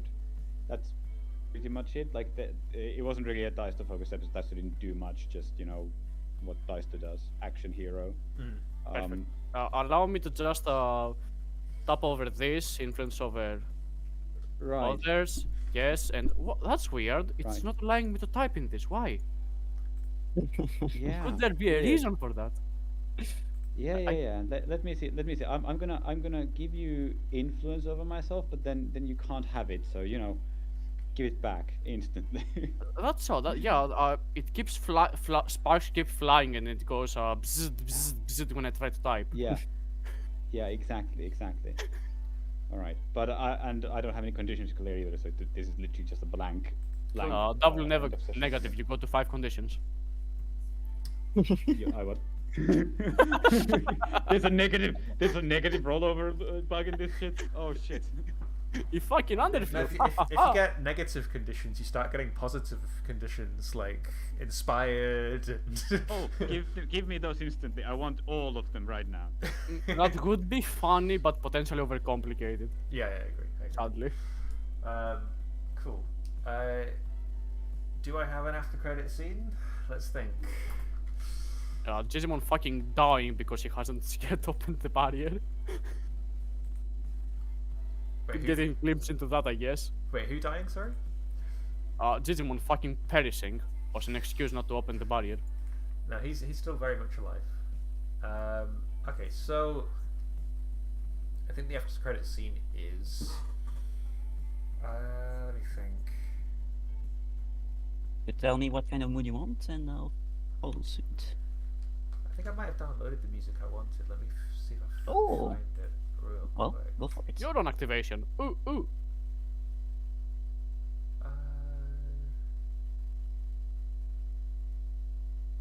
Yes, this is it. Yes, I found it. Cool. Let me get the music bot to work. It's magic.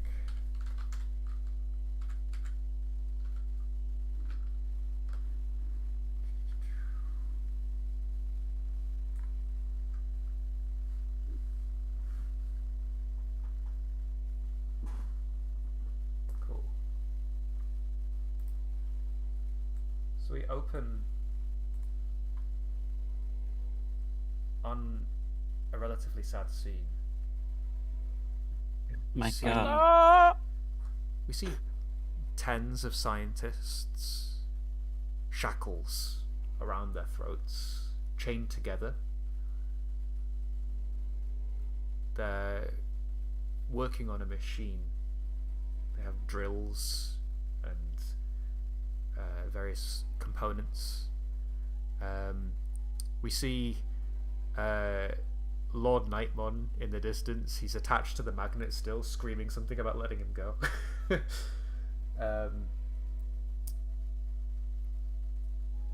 And then we see, stepping through a portal, Diaboromon. His ethereal form sort of crawls through like a spider. His tendril-like legs pulling him forwards. He's holding in his hand one of the scientists. From the hair and the glasses, we can see it's Kageyaki's dad. He seems like he's been overworked. His eyes are bagged. He's got stubble all over his face. You know, that because that shows tiredness in anime. I won't do it. I won't hurt this world now that I know it's sentient. Not now my boy's here. Oh, you're brave, dear Mr. Kageyaki. I don't know your name. I just know you're clever and I need you. You will build this machine for me. And you will do it happily. Or else I shall kill every single member of your team right in front of you and force you to do it yourself, alone. It'll hinder my plans slightly, but if you think I care one iota about your lives, you would be wrong.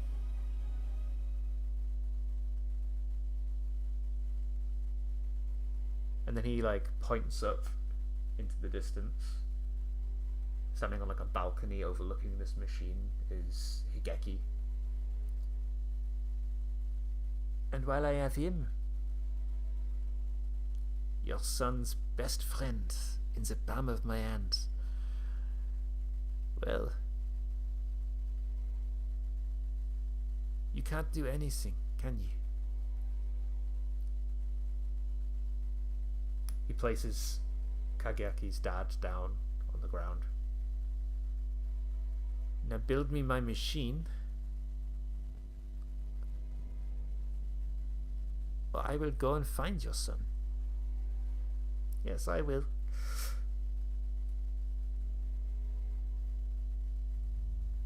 And I will end his existence. And as the scientists continue work on the machine, it whirs to life. We hear screams coming from the inside. We see Gaiomon still strung up inside it. Much bigger than before this machine. It's grown tenfold with these scientists working on it. And we see protruding from his chest is a small circular cylinder with rings floating around it in an X shape.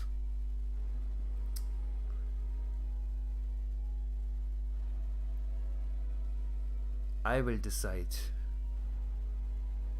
who belongs in the new world.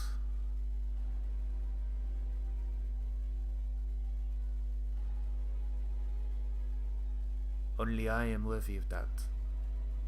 After all I've been through, he says. And then we cut to black.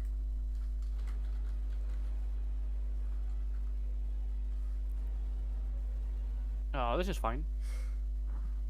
Yeah. I see no problem with this. I see no issue needing resolving there. They seem to be getting along just fine. Giga cat dati to.